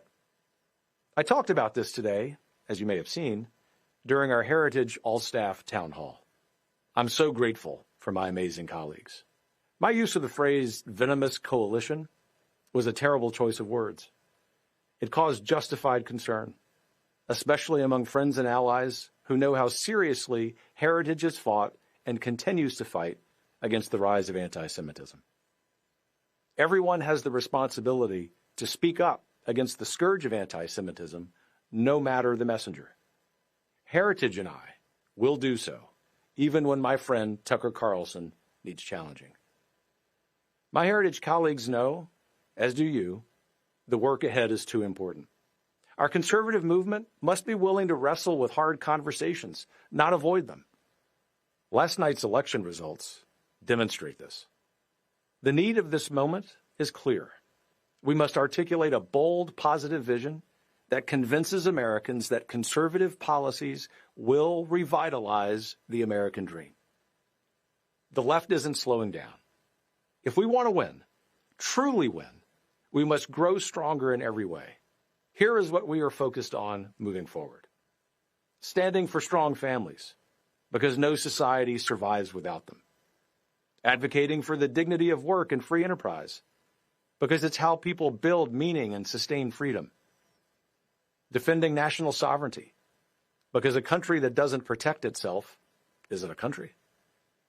And restoring citizenship as a sacred trust, rooted in virtue, liberty, and faith. It's not just policy, it's purpose. So to each of you working the long hours, holding the line, doing the unglamorous tasks that keep this mission moving, I see you. I'm grateful. And I want you to know we're in this together. Movements like ours are not weakened by adversity. We are sharpened by it. Let's take what we've learned. Let's recommit. And by all means, let's go win. By all means, let's go win. I want everybody watching to understand that that really is the goal of all of this. See, the Republican Party has always been quite comfortable with racism. They understand it. I played it before, but Lee Atwater, when he talked about language that you no longer can use, but there's other language you can use that's going to achieve the same result of getting out the white racists. See, the Klan endorsed Trump. The KKK, they're not comfortable in today's Democratic Party. Well, they're quite comfortable in the Republican Party.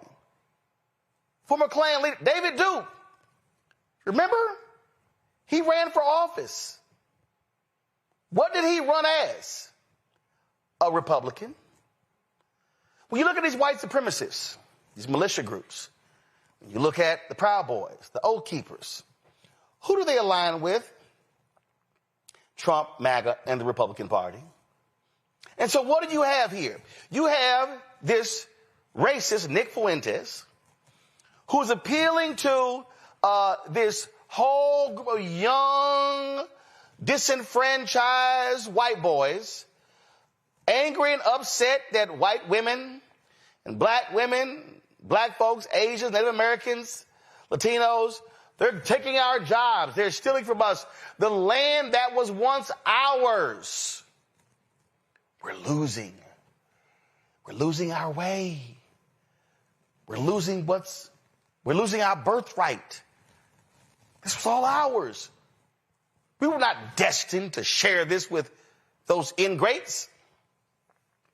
But I hope y'all also noticed that the Ben Shapiros of the world, the Marjorie Taylor Greens of the world, all of these people, see, they are attacking Fuentes for anti-Semitism.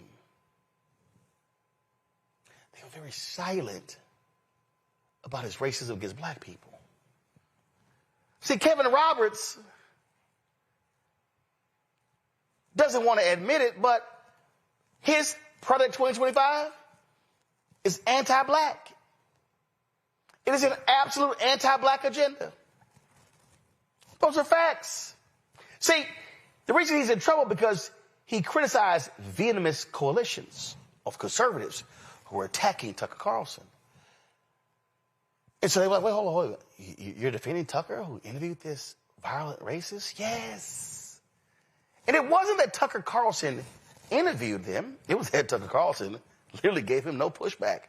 It was quite enjoyable conversation between the two. See, it wasn't like when I had Richard Spencer on, when I challenged that racist on his white supremacist views. See, what I need y'all to understand that the Republican Party needs white racists. The Republican Party needs this generation of young white boys, these millennials, these Gen Xers, these Gen Zs. They need to cultivate young white boys of Gen Alpha so they can say, you're losing.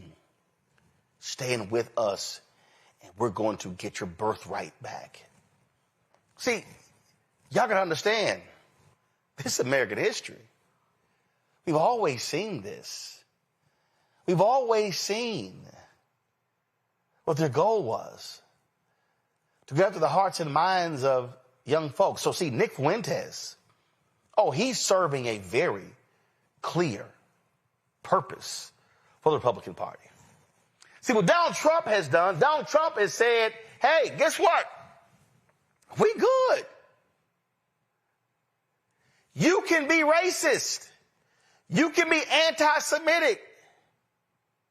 You ain't got to worry about it because you're good. Remember that guy, Paul Ingracia? The one when those text messages, the Signal Chat group was released? He said he had a Nazi streak. And remember, Trump was going to appoint him to a White House position, and they had to pull the nomination because Republicans said, no, we ain't down with it. Y'all know Trump gave him another job, right? They didn't fire him. What Donald Trump and MAGA has said is that if you are a racist, you're more than welcome to serve in our administration.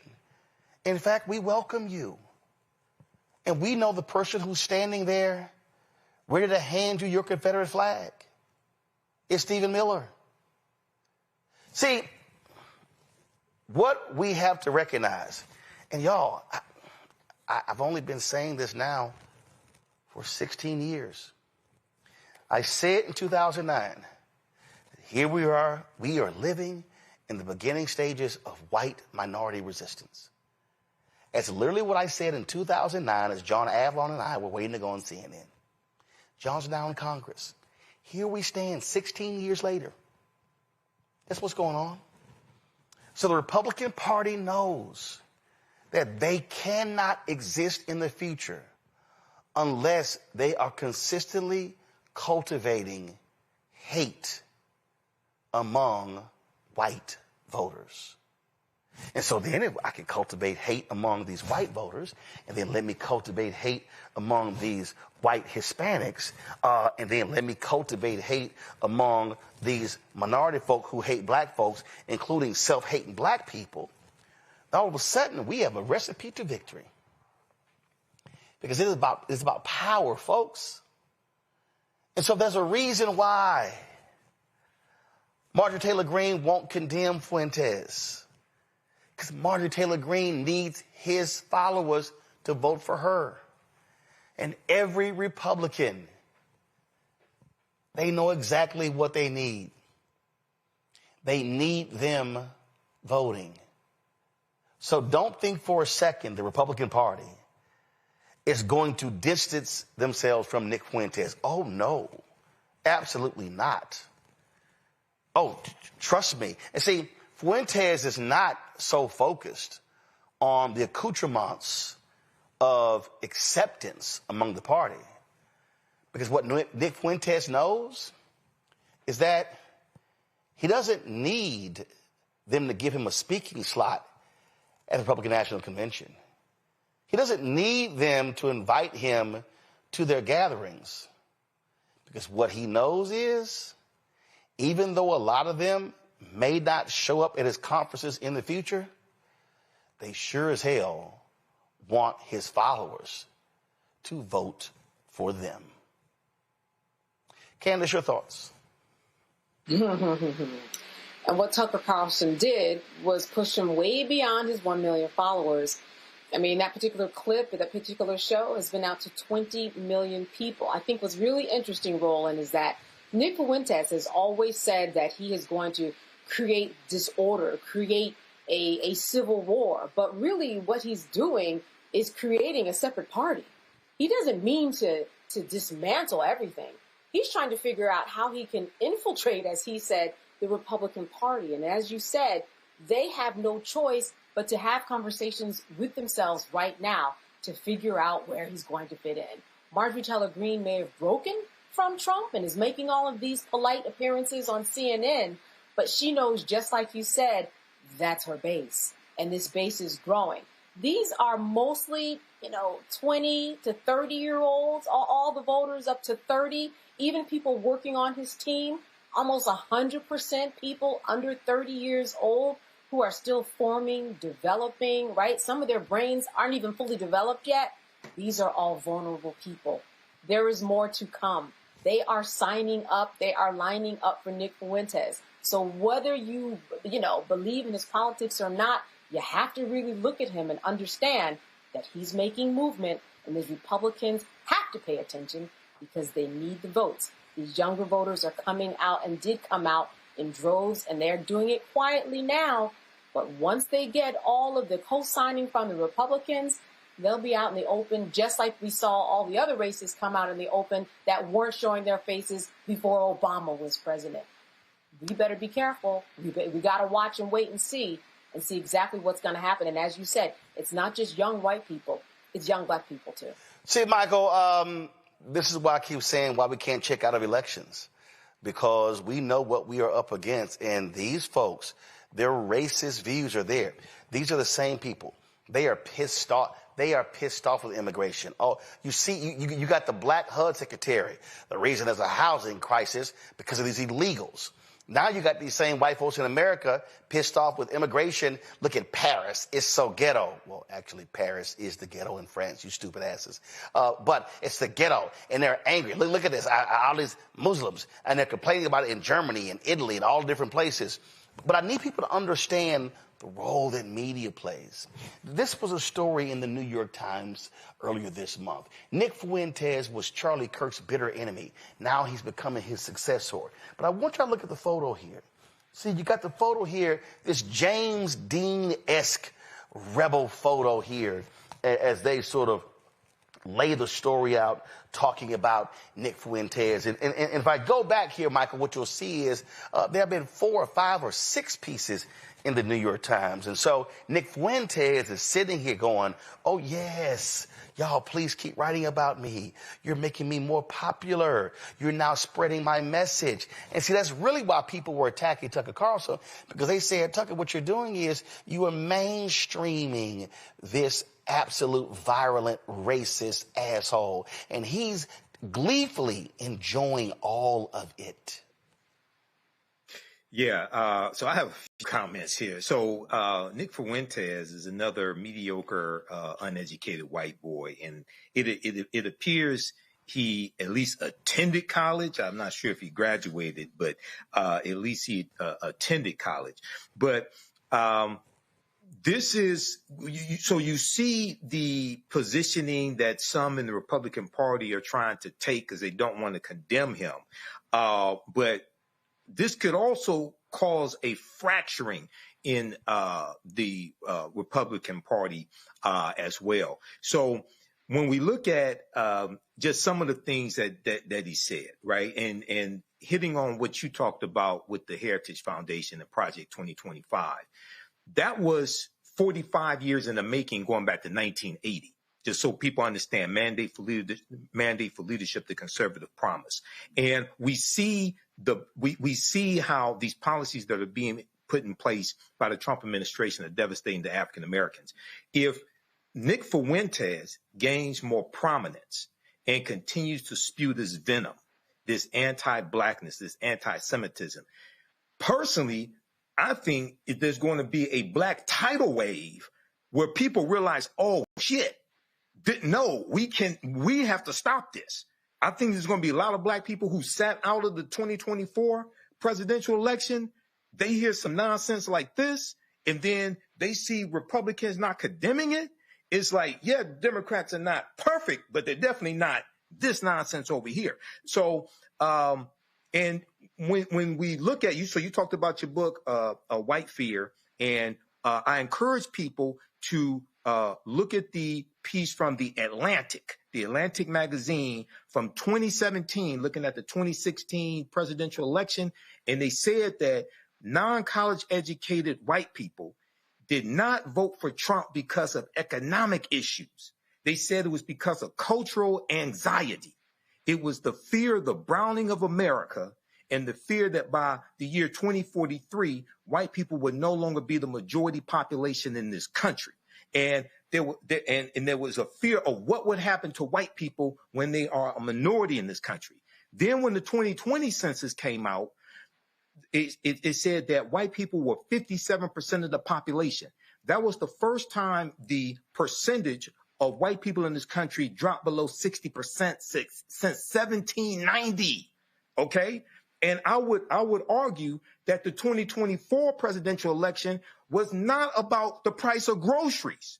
It was about white genetic survival and what happens when they become a minority population. The same thing as 2016. So listening to this, and I hope people make this segment go viral. This should get 2 million views. Black people need to wake the hell up, because when you read Project 2025, they're coming for all of this shit. This is a counter set to wipe out all the gains that black people made from the civil rights movement, the social justice movement, after the death of George Floyd, all of this. They're coming for all of this and taking us back to 1890 and the Mississippi State Convention, when they rewrote the state constitution to impose poll taxes, literacy tests, and lock African Americans out of political power. To tell people what is going on. We told you prior to this election what is going on. Folks, their movement is on steroids. Oh, it's here.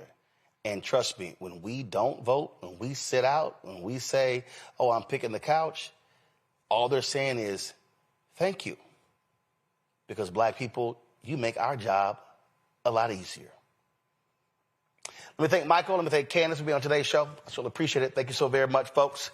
Y'all enjoy the Thanksgiving weekend. Folks, we come back.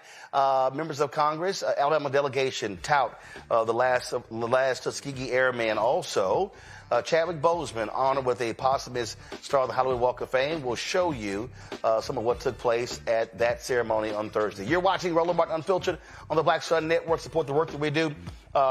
Join our Bring the Funk fan club. You want to contribute to us via Cash App? Use the Stripe QR code. You see it right here, bottom left-hand corner. PayPal is R Martin Unfiltered. Venmo's RM Unfiltered. Zelle, Roland at RolandSMartin.com. Roland at RolandMartinUnfiltered.com. Checks and money order. Make them out to Roland Martin Unfiltered. P.O. Box 57196, Washington, D.C. 2003 7-0196. If in this country right now you have people get up in the morning and the only thing they can think about is how many people they can hurt, and they got the power, that's the time for mourning. For better or worse, what makes America special, it's that legal system that's supposed to protect minorities from the tyranny of the majority. We are at a point of a moral emergency. We must raise a voice of outrage. We must raise a voice of compassion. And we must raise a voice of unity. We are not in a crisis of party versus party. We are in a crisis of civilization, a human rights crisis, and a crisis of democracy itself. And guess what? You've been chosen to make sure that those that would destroy, those that would hate, don't have the final say, and they don't ultimately win. Next on the Black Table with me, Greg Carr. Our legal roundtable is back in session as we look at yet another potential landmark case being considered by the United States Supreme Court. This one is called 303 Creative versus Alennis, and may be the most important and far-reaching First Amendment, that is freedom of speech, case of our time. It could, depending on how the court rules, open the door for a return of Jim Crow segregation laws. It's true. If you say we can discriminate against one, you're saying we can discriminate against all. That's on the next Black Table. Don't miss it. Right here on the Black Star Network. Are you ready for the holidays? This week on A Balanced Life with Dr. Jackie, we're talking about all things anxiety and the holidays, whether it's performance anxiety, presence versus presence, making certain that everybody in your space understands the boundaries and how to respect your home. This week, we're talking about those things that will allow you to have a peaceful holiday season. It really is not about perfection. It's really about, you know, the house feeling warm and cozy and peaceful. You don't have to like everybody, but what you can do is be cordial in those environments. That's all this week on A Balanced Life with Dr. Jackie here on Black Star Network.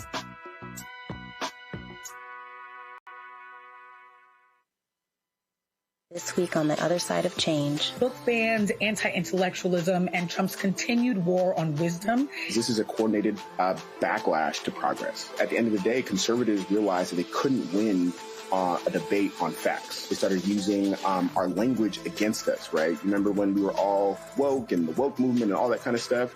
Now everything is anti-woke, right? When we were talking about including diversity, equity, inclusion, and higher education, now it's anti-DEI. All this are efforts to suppress the truth because truth empowers people. You're watching The Other Side of Change only on the Black Star Network.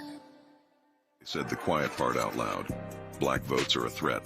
So they erased them. After the Supreme Court gutted the Voting Rights Act in 2013, Republican legislatures moved fast. New voter ID laws, polling place shutdowns, purges of black voters from the rolls. Trump's Justice Department didn't stop it. They joined in. In 2018, his DOJ backed Ohio's voter purge system, a scheme that disproportionately erased black voters. Their goal, erase black votes and political power. Yeah, that happened. These are the kinds of stories that we cover every day on Roland Martin Unfiltered. Subscribe on YouTube and download the Black Star Network app. Support fact-based independent journalism that centers African Americans and the issues that matter to our community.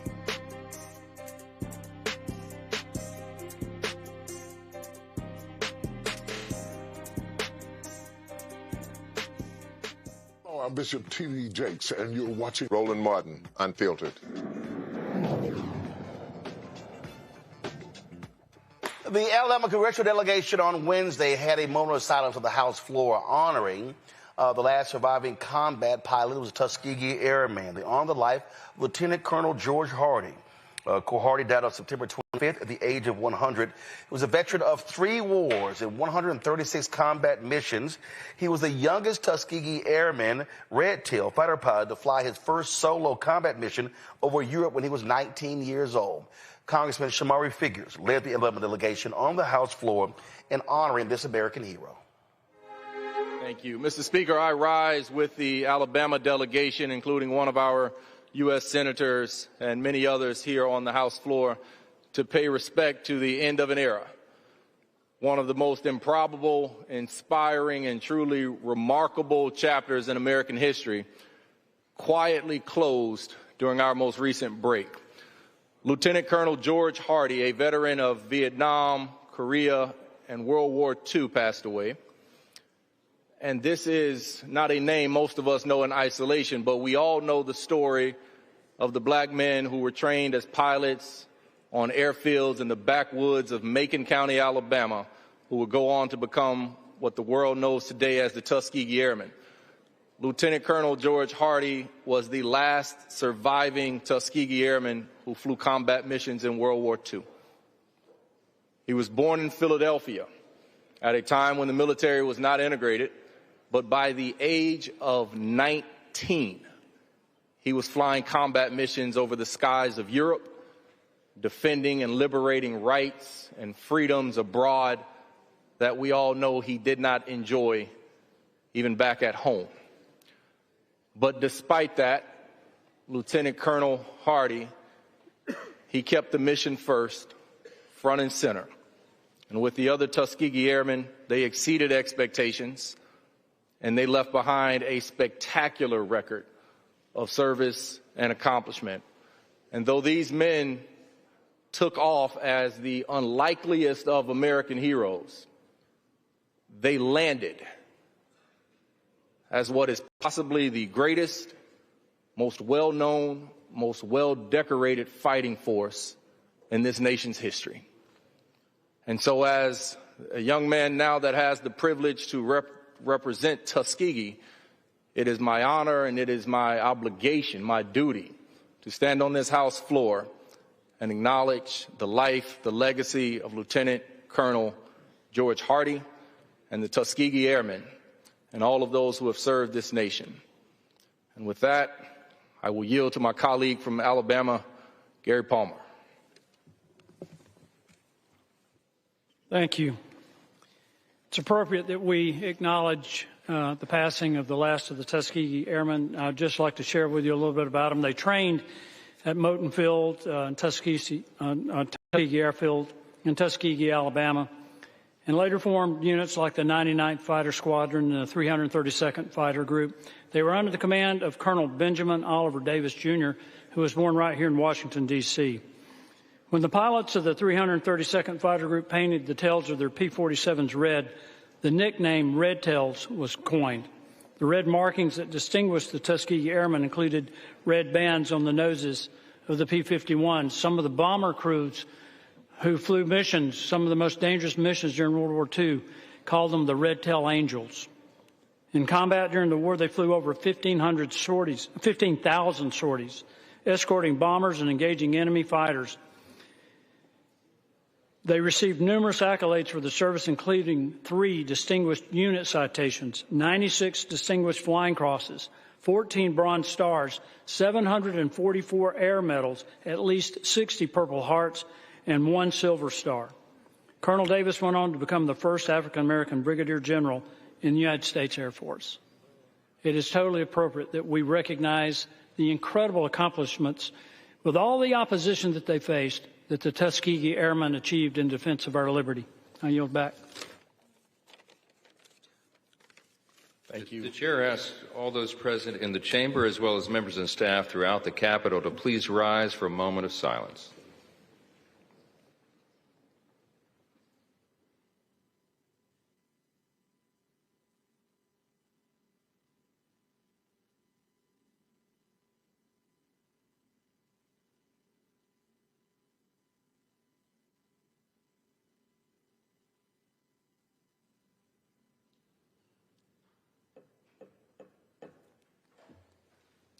Thank you, Mr. Speaker. Folks, Thursday in Hollywood, Chadwick Boseman received a star on the Hollywood Walk of Fame. His family, friends, colleagues were there to celebrate him, including his widow, Simone Letward Boseman.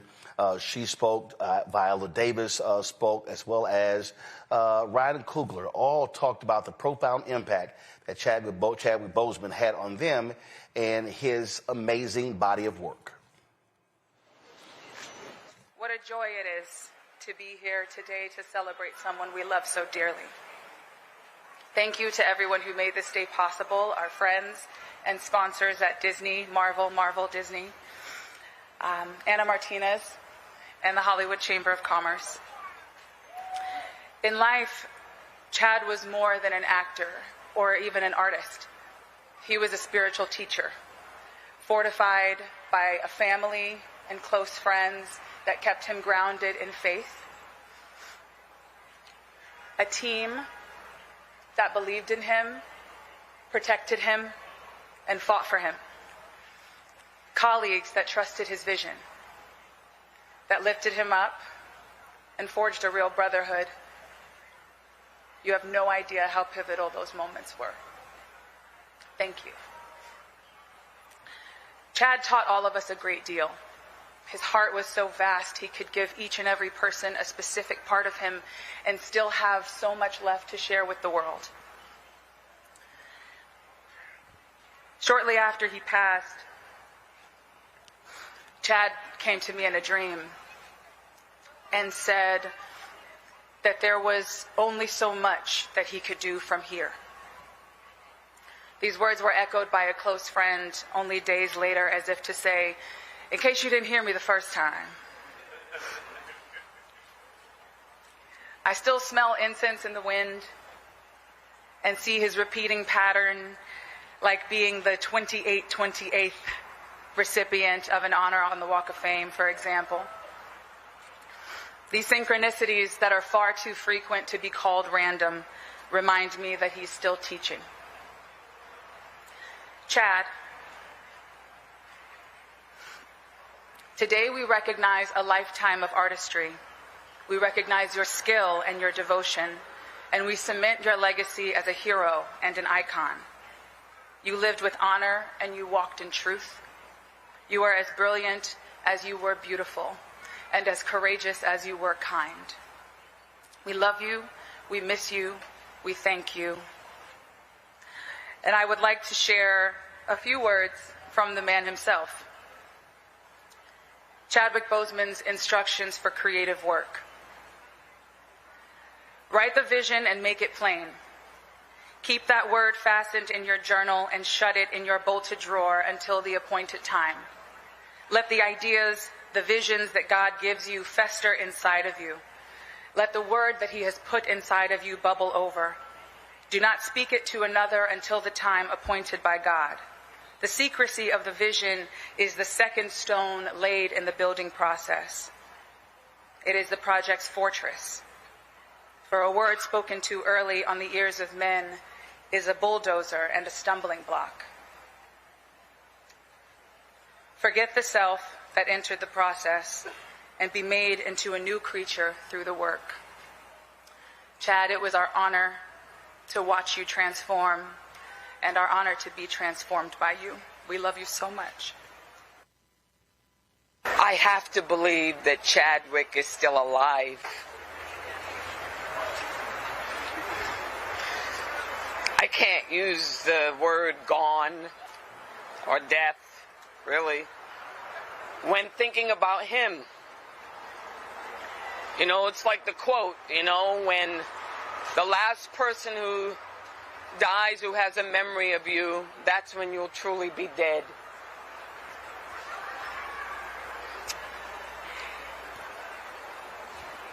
My memory of Chadwick is we did Ma Rainey's Black Bottom soon before he left us. And he was always trying to engage me on the set. Always sort of telling me in like unassuming ways that I think that he understood the cap of success, but the true power and significance of transcendence. And that was usually the gist of all of our conversations, of sort of what happens when you realize that you're possibly transitioning, that there's something else, right?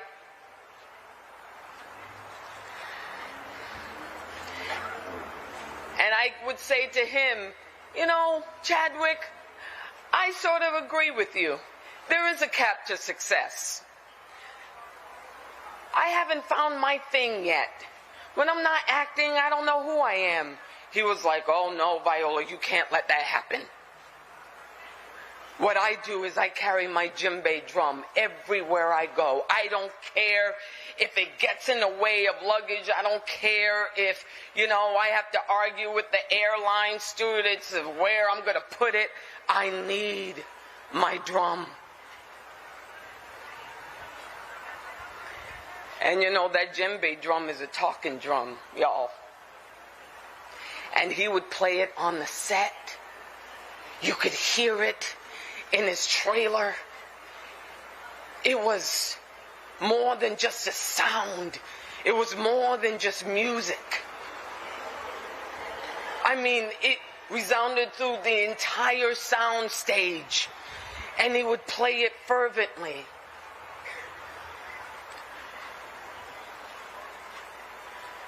Chadwick, you channeled the divine. You were a conduit, a source of connectiveness that every single human being who is on this earth is searching for. Trying to connect to each other.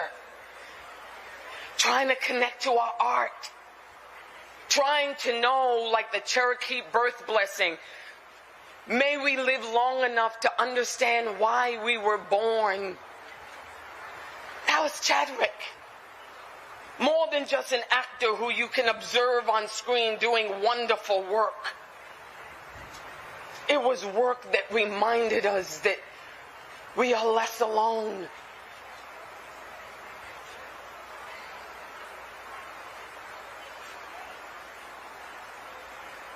It's best to use all of life.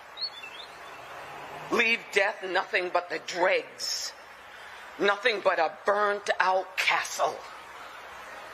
And Chadwick was a castle. Chadwick was a mighty, mighty elixir that sort of stirred up that alchemy that we're all in search of, which is meaning.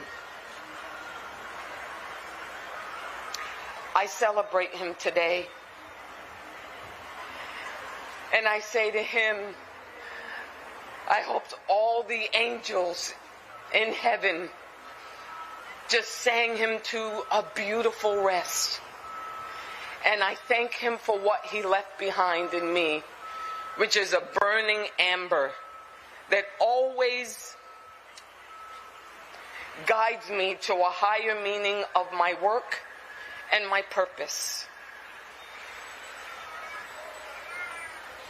This star, as beautiful as it is on the Walk of Fame, shines a whole lot less brighter than Chadwick is in heaven. Thank you. Hey, what's up, everybody?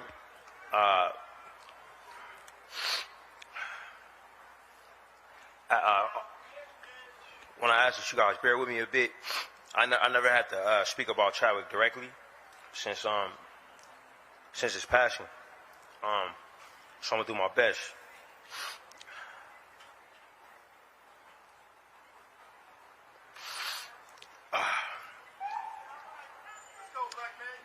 Right on. I'm good. Just struggling a bit.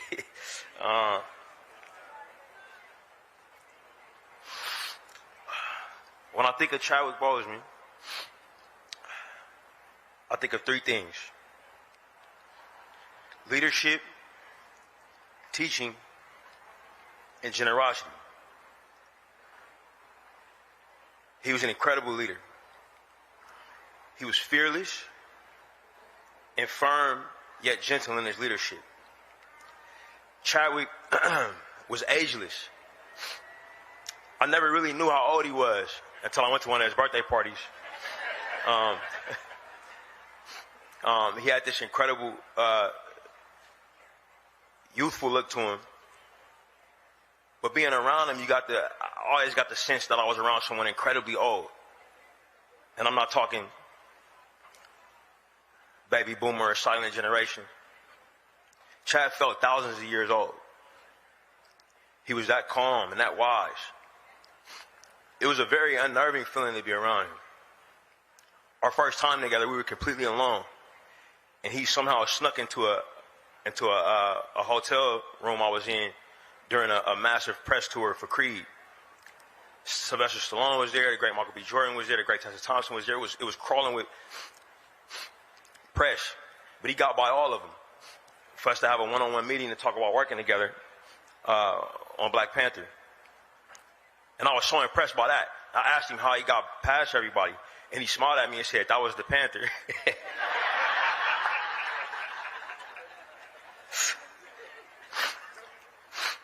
I didn't know what to make of him. But when we started talking, he quickly shared with me that he felt that he could say things to me that he couldn't say to other people in the industry. And I cut him off and told him that I felt the same way. But when you're around Chadwick, you think about old sayings and phrases that maybe older people taught you in life. I often think about a phrase my father told me when it comes to his leadership style. My dad would always say, "More is caught than taught." Meaning, if you sit somebody down and try to teach them a lesson or show them how to do something, you know, maybe they hear it, maybe they won't. But if you actually do the action, if you actually live it, then they will see it and be motivated to try to duplicate it. Chad was an incredibly humble teacher. He taught in that way. You never knew you were learning a lesson. I remember one day I was having a conversation with him about a particularly tense moment that he had on set.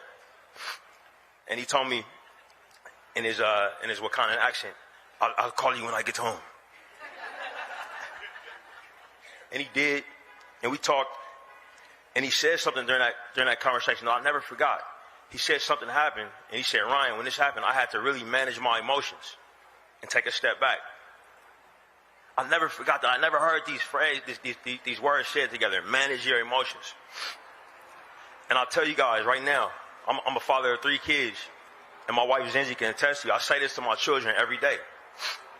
Today, going to class, you got to manage your emotions. Hey, mom and dad got to go down to LA to do something for Uncle Chadwick. I know you're sad, but you got to manage your emotions and still take it to school today.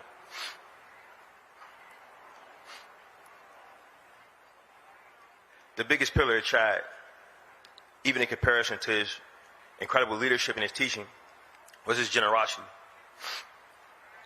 He was so generous. The very act of us meeting was an incredible gift in my life, but he was generous to other actors. This man who already was casted as the Black Panther, he came to every single audition and every single callback that I asked him to come to. Sometimes he would be busy and we would schedule one and he'll race across town and read across to other actors. He would come to every rehearsal. He even worked with the actor that was portraying him in a childhood role. He was incredibly generous with his time on set. Even though he was going through what he was going through, he would do his own stunts. He would be there for off-camera dialogue readings. It was incredible. But in all his generosity, Chad only gave me one physical gift. I don't know if Nate Moore is here. You got yours, bro? You got it? Not here. When we wrapped the movie, Black Panther, and I was convinced this movie was not going to work.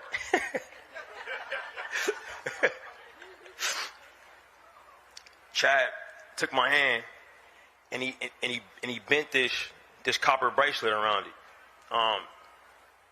Check out Chad's brothers. His hands were massive. If you see his big bro Derek, his hands is about the same size. but he took both hands. It was like a vice grip, you know what I mean? and what's crazy about Chadwick is I never have been strong enough to bend this thing. I actually thought I misplaced it and looked for it frantically after he died.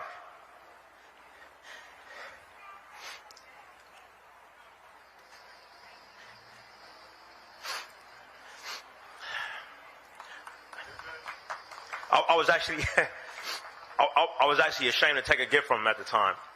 So I pulled it off and I stashed it somewhere, put it in storage somewhere in the Bay Area, because I took him for granted. I figured he'd always be around. And the gift could be something I could get to later. But after he passed, I frantically looked through storage units, tried to find it, and I put it on and I tried to bend it, and then it ended up snapping. So I had to have my assistant take it in to get it repaired. But they shined it up, and I figured I'd wear it for a special day. Ended up being today. But he gave me so many,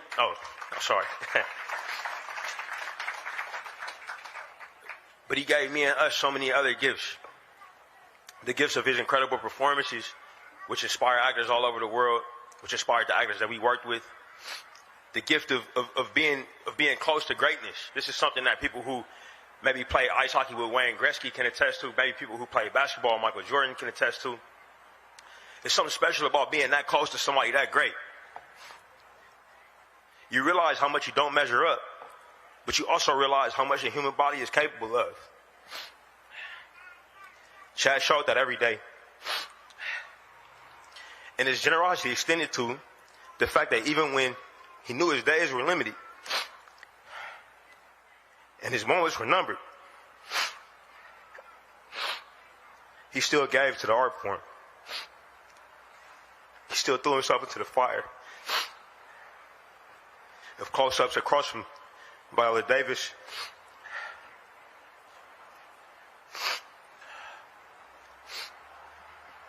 of uplifting the beautiful dialogue of our ancestors, of dedicating his time to his alma mater at Howard University.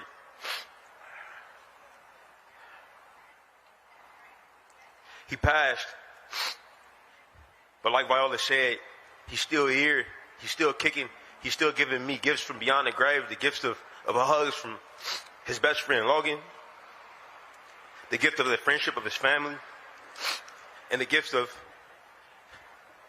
his wife Simone, who's from the Bay Area like me and Zinzi. Chad and I would always talk about spending time there when we was off.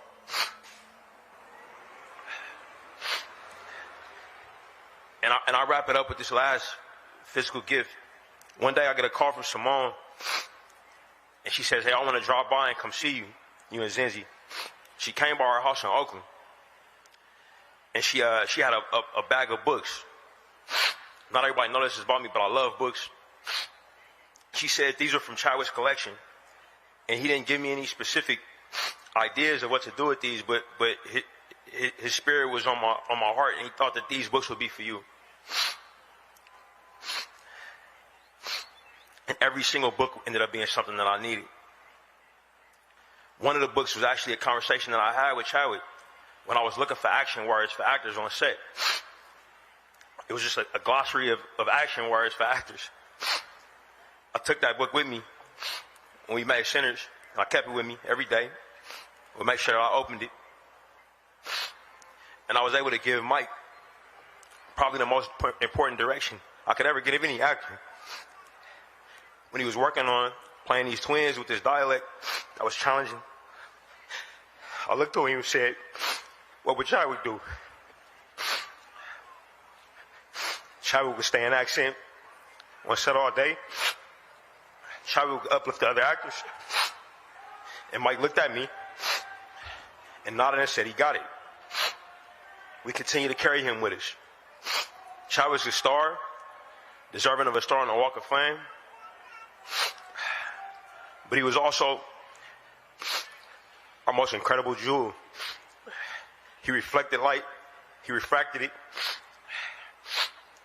And when he did, he showed the greatness of our people.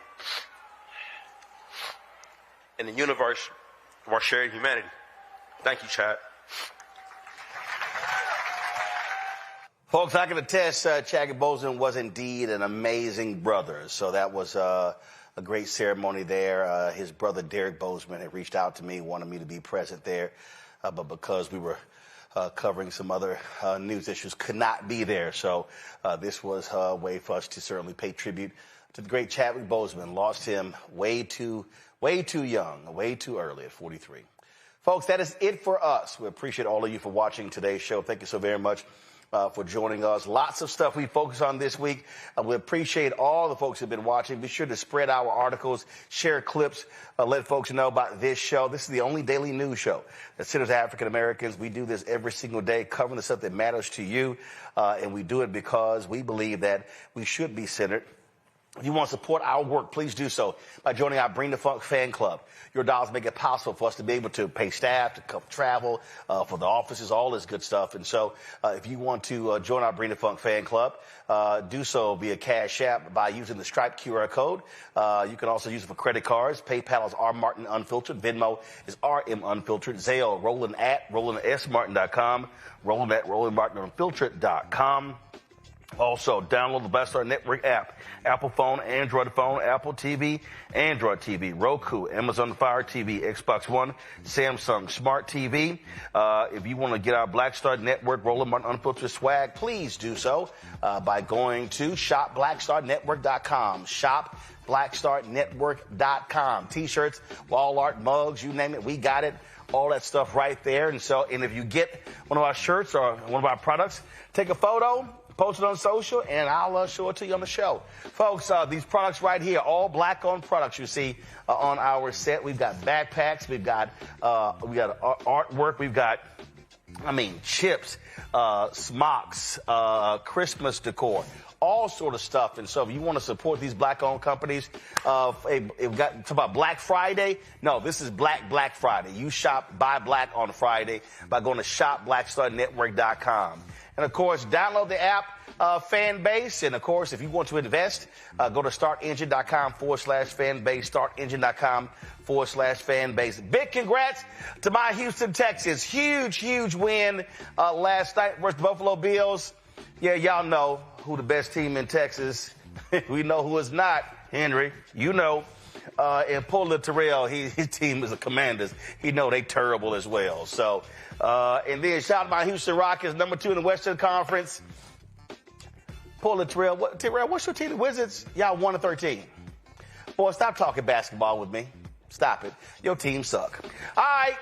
But then again, you are Sigma. All right, so that's it. I'll see you on Monday right here, Roland Martin Unfiltered on the Black Star Network. Holla!